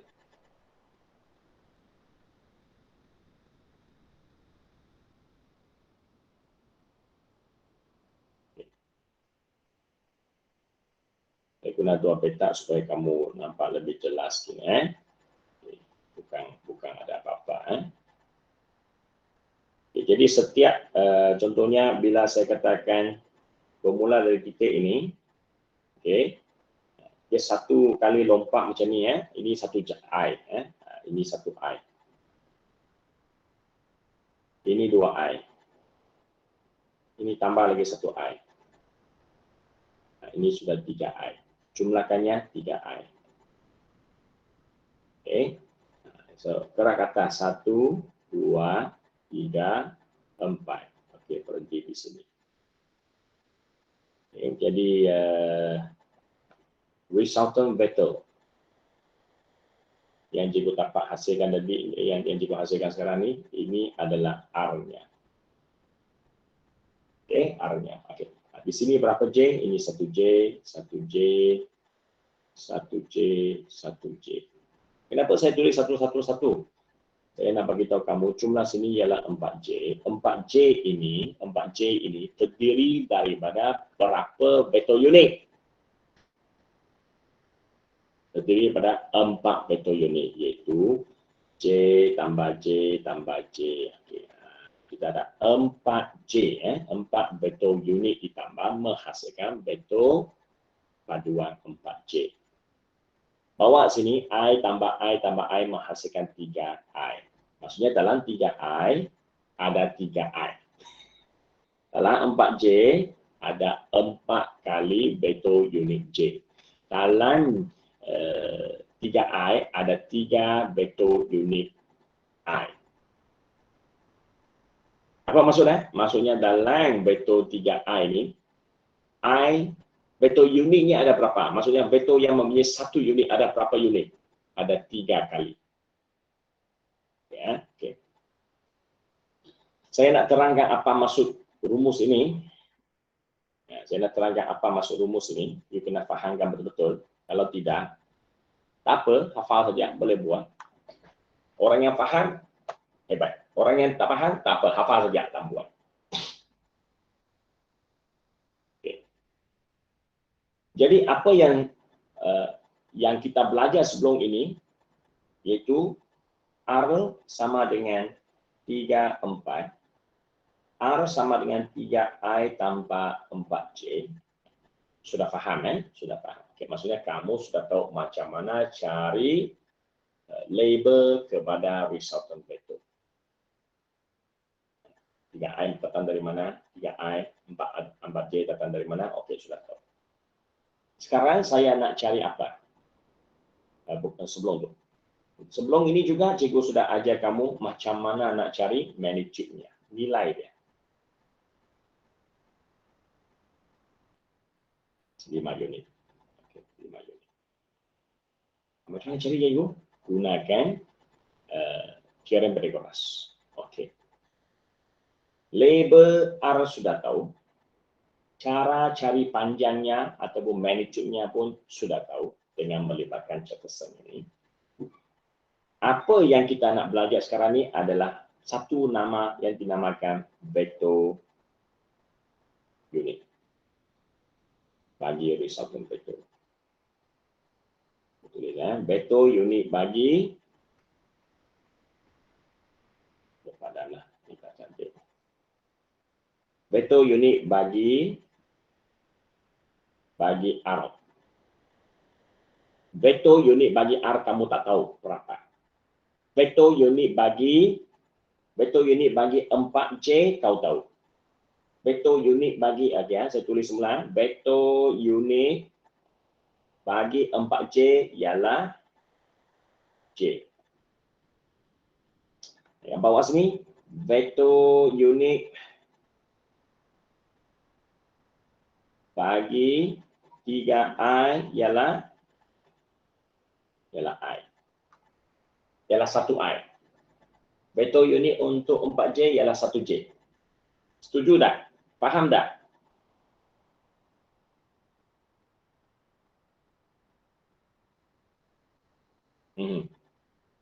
Halo. Jangan tidur. Faham ke tak? Vector unit untuk 4J ialah J. Vector unit bagi 3I, vector gabungan 3I ialah I. Faham tak?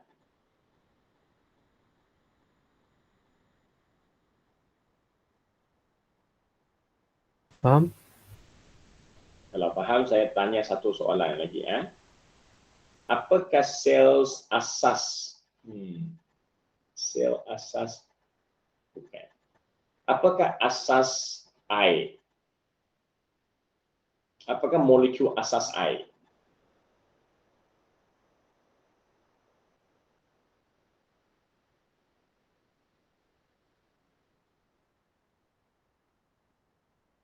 Halo?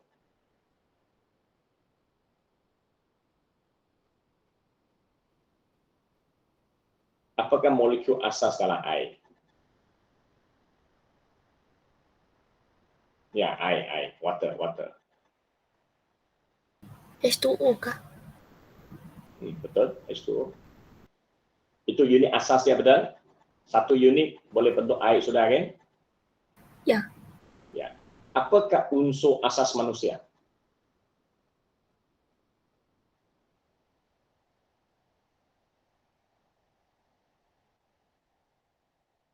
Sel. Sel, asalnya sel. Tapi jika tanya unsur kan, kalau unsur biasanya unsur ni merujuk berapa? Ataupun atom lah, apakah atom asas manusia? OO itu apa? Asal.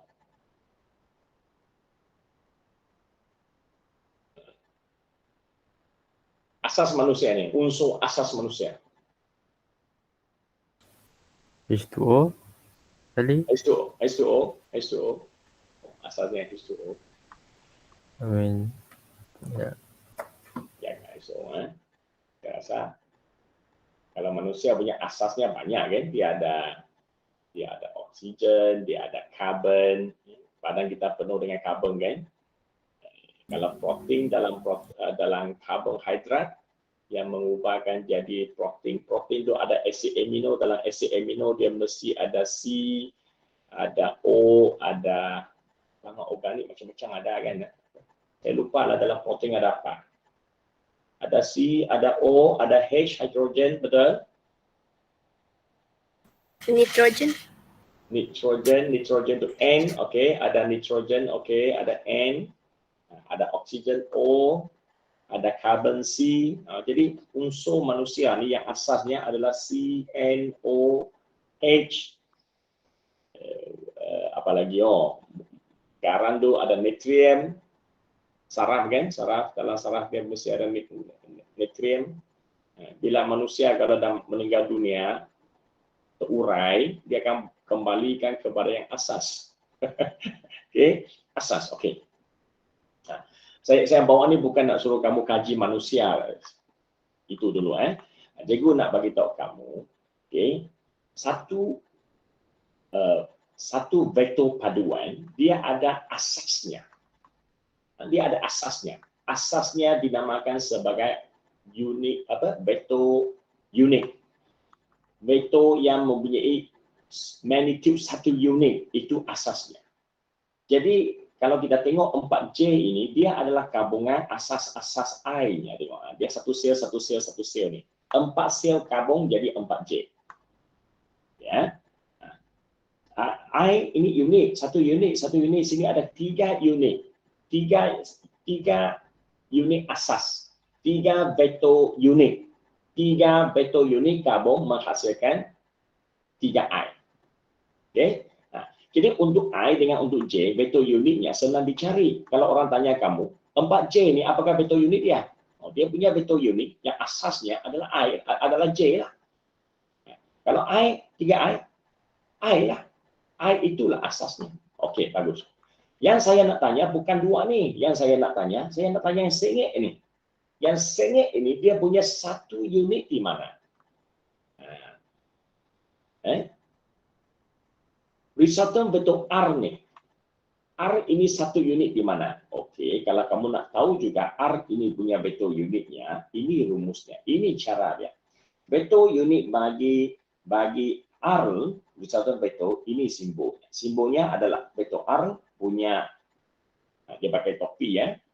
Ini simbol simbol yang tak faham. Jadi kalau orang tulis R vektor R ada topi di atas, maksudnya dia suruh kamu cari vektor unit. Okay. Apakah vektor unit dia?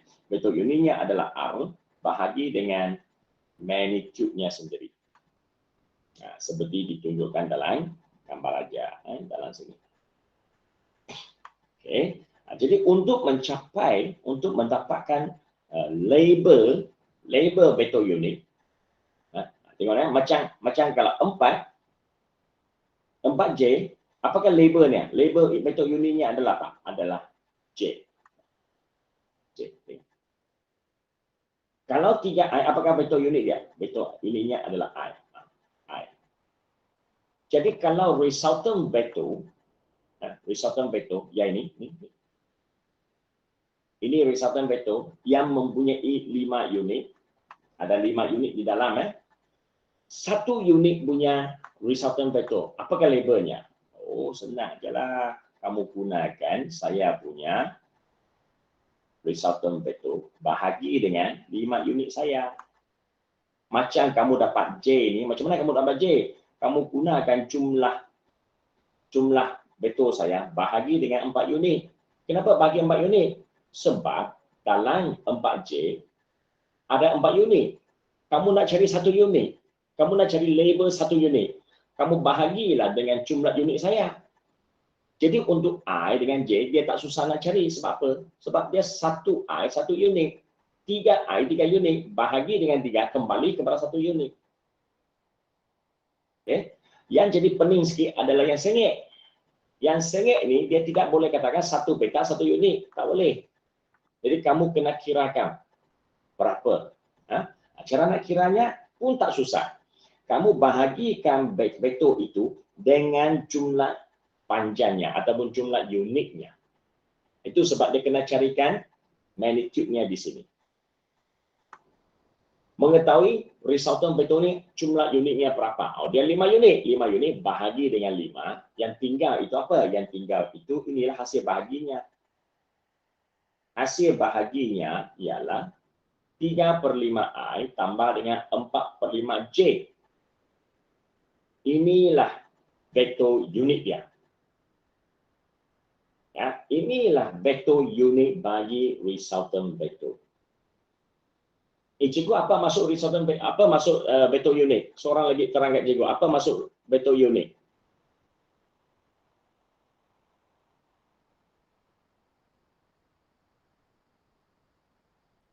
Apa maksud vektor unit? Unit asas untuk vektor tu. Cantik, unit asas. Tapi dia ada satu istilah yang lagi tepat yang cikgu terangkan di sini tadi. Mana tu dia? Yang ini. Masa cikgu terangkan IJ tadi. Nah, ni. Ada cikgu tuliskan warna merah tadi kat sini kan? Ingat tak? Vektor I. Ya. Silakan. Mempunyai magnitude 1 unit.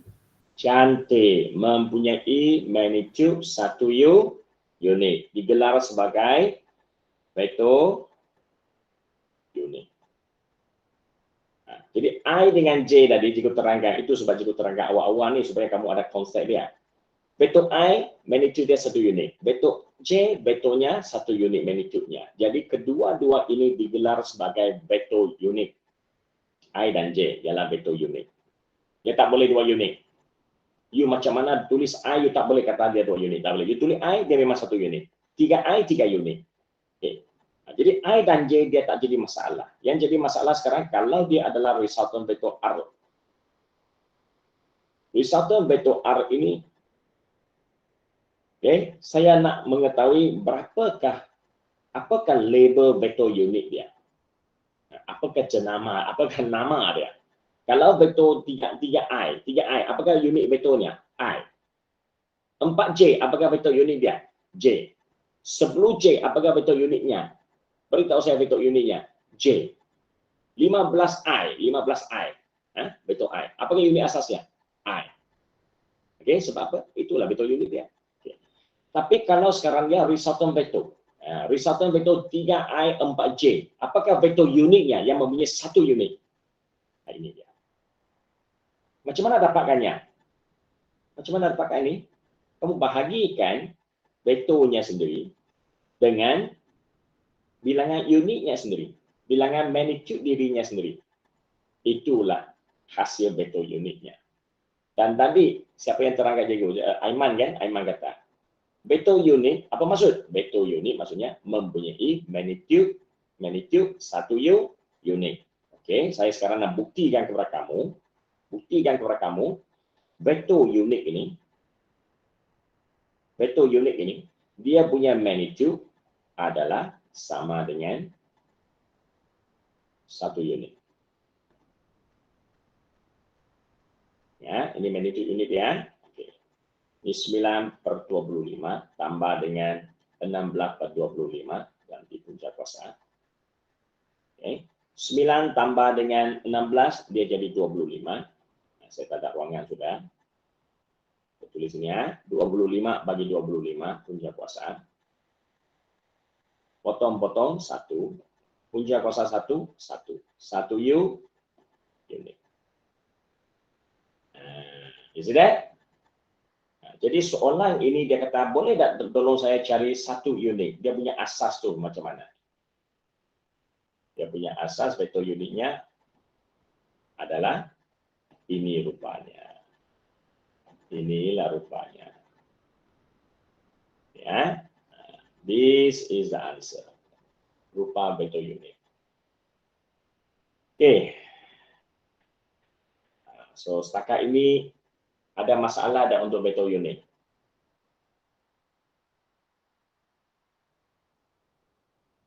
Tak ada. Ya. Okay.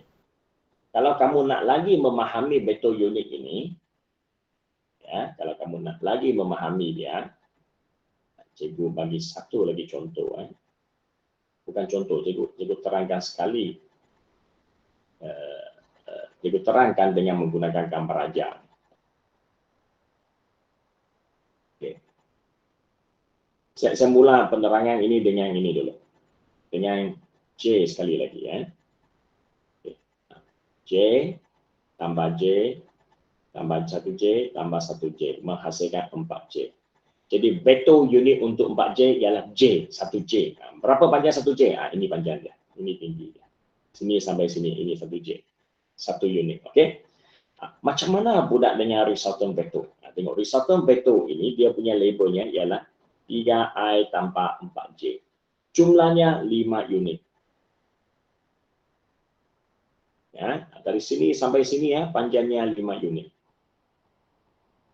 Saya mau tahu 1 unit saja. Oh, 1 unit boleh. Kamu pecahkan 5 unit ini kepada 5 bahagian. 1, 2, 3, 4, 5. Macam tu. Lebih kurang lebih kurang. Sorry, saya punya pembahagian tak cantik 1, 2, 3, 4, 5. Okey.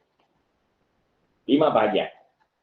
5 bahagian ini kalau saya betul-betul bahagikannya dengan gunakan skala.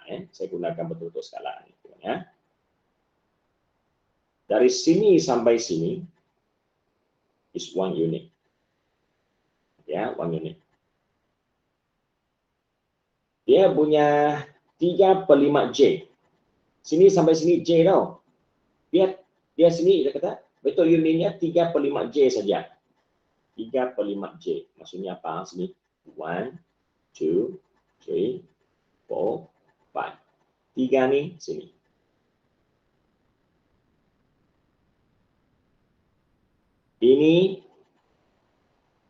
Ini berapa I? Ini hanya belum sampai I ya. Ini hanya 3/5 I. Lebar tu. Okey. Nah, dan atas tu macam mana pula? Kalau sini sampai sini ini J. Tapi sekarang saya pecahkan ke 5 bahagian juga. Saya pembahagian tak cantik. Kali lagi ya. 1, 2, 3, 4. Okey. Ikut apa yang dia kata sini 4/5J. Okey, 4/5J. Di sini 1, 2, 3, 4, 4. 4/5J. Jadi ini adalah satu kerat. Satu kerat ini labelnya ialah 3/5I tambah 4/5J. Ini asasnya. Ini unit asasnya. Sini juga ada satu lagi unit asas ni. Ini ada satu lagi unit asas ni. 1, 2, 3, ini ada satu lagi unit asas, ini ada satu lagi unit asas. Dia ada 5 kali unit asas ini baru membentuk 3I 4J yang penuh. Jadi setiap unit asas ini labelnya ialah 3/5I 4/5J. Itu adalah unit asas ataupun vektor unik bagi vektor yang sengit ini. Okay?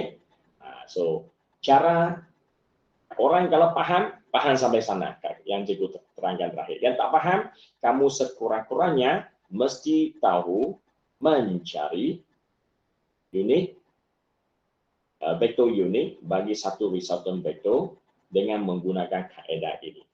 Satu, carikan dulu apakah vektornya. Dua, carikan berapa magnitude-nya. Dan 3, carikan hasil bahagi vektor dirinya sendiri dengan magnitude-nya sendiri untuk dapatkan jawapan akhir sekali. Okey, 3 langkah ini kalau boleh dibuat, hebat sudah. Kamu pun sudah dapat jawapan apa maksud vektor unik. Faham tak faham? Itu tambahan cikgu terakhir untuk kamu.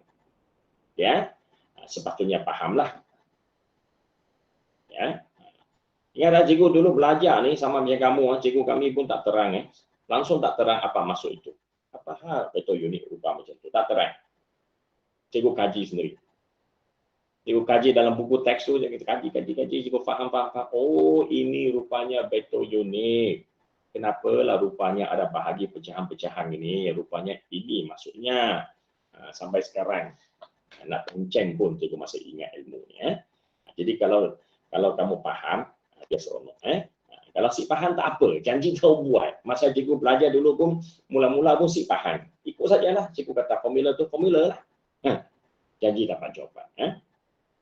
Okey. Jadi bila dah sampai resultant vektor dan unit vektor, dia sebenarnya dah kira selesai tau. Dah kira selesai. Yang belakang ini, dia sebenarnya nak terangkan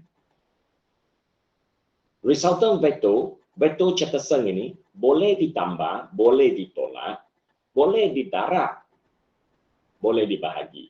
Operasi tambah, tolak, darab, bahagi semuanya boleh dilaksanakan di bawah vektor resultant vektor di bawah Peterson. Jadi dia ulang balik apa yang diajar hari itu, hanya kaedahnya ada lain sikit lah. Kaedahnya ada lain sikit. Jadi cikgu bagi contoh kaedah penolakan, penampahan. Okay. Jadi kalau kamu tengok sini dia akan jadi sangat senang. Dia bukan sesuatu yang susah. Jadi cikgu tak risau. Cikgu tak risau, kamu tak akan tahu buat. Sebab kamu pernah belajar translasi, translokasi, sama saja konsepnya. Ya. Cari hasil tambah bagi vektor-vektor berikut. Contohnya A. Dia beri dalam bentuk lajur. B. Okay. 0-3. Sorry, apa saya tulis, saya tidak tahu. C.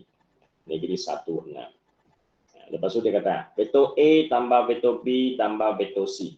Sila tambah. Oh, tambah ni bukan susah. Masukkan nilai ini aja. Okey. 4 tambah sifar tolak 1, 3. 1 tambah -3, -2. -4. Okey. Itu jawapannya. Maksudnya kamu boleh tambah terus, gunakan. Kalau dia bagi lajur, guna lajur. Okay. Kalau dia bagi dalam bentuk dia beri dalam bentuk IJ gabungan.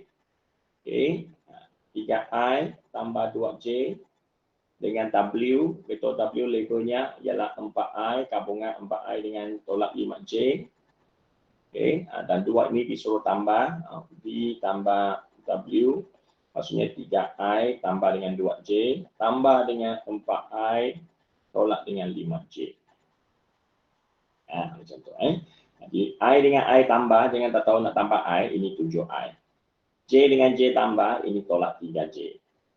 Itu jawapannya. Kalau dia suruh kamu tulis jawapan dalam bentuk lajur, kamu juga boleh tulis dalam bentuk atau. 7-3. Oke, itu maksudnya boleh tambah. Jadi belakang ni bagi cikgu dia tak susah. Tolak ni pun sama. Tolak ni. Jadi tolak macam mana tolak? Tolak. 7 tolak ni berapa? Tolak berapa? Itu jangan salah algebra sudahlah. Jangan salah. Ini kalau tolak macam mana? I tolak I, J tolak J. I tolak I, J tolak J. Okey, berapa jawapan? Ya. Jadi yang belakang ni cikgu tak risau. Penerapan macam mana? Penerapan pun tak susah kan macam ni. Melibatkan tambah tolak taraf bahagi semua dalam satu. Itu dah maktah balik macam algebra. Kita kata 1, 2, 3 dulu kan. P sama ini, Q sama ini, R sama ini. Ya, sini punya R bukan resultant vektor lah, sini punya R is just normal R. Okey, dia kata 3 darab dengan P tambah dengan Q tolak 2 kali R. Apakah hasilnya? Buat macam biasa. Antara 3 masuk, antara 2 masuk, dapatlah jawapannya. Lepas tu baru buat tambah tolak. Maksudnya taraf bahagi dulu baru tambah tolak. Dapatlah jawapan akhir sekali. 0 negeri 2. Ya, 20. Yang bezanya hari ini, cara buat translasi sebiji sama, tapi yang bezanya hari ini bila nampak 0 negeri 2, apa maksud? 0 negeri 2 maksudnya setelah 3 vektor ini bergabung, dia menghasilkan satu vektor yang macam mana? Satu vektor yang lurus ke bawah. Negatif ke bawah. Maksudnya negatif ke bawah maksudnya tak semestinya mula dari O. Dia boleh bermula dari satu titik di atas dan dia mesti mencancang ke bawah sebanyak mana untuk sampaikan titik terakhir? Sebanyak 20 langkah J ke bawah. Jadi vektor kamu ni adalah vektor yang panjang ini. Yang panjang 20 petak ke bawah. Itu maksudnya bila nampak ini kamu boleh bayangkan bentuk vektornya. Okay? So that's all. Habislah topik ini. Wow, okay. Thank you very much. So far so good, my dear. Good. Okay. Boleh ya. Jadi cabaran topik ini yang paling besar adalah ini ya. Yang paling besar adalah ini. Ini saja cikgu minta kamu fahamkan betul-betul yang cikgu terangkan ini. Ini antik tau. Banyak yang cikgu terang antik ini. You kena fahamkannya. Ini kalau okay, then I don't think the problem will be coming to you lah. Okay, so akhir sekali cikgu bagi tahu format soalan. Ya, cikgu tutup dulu ni ya. Cikgu tutup dulu. Stop dulu.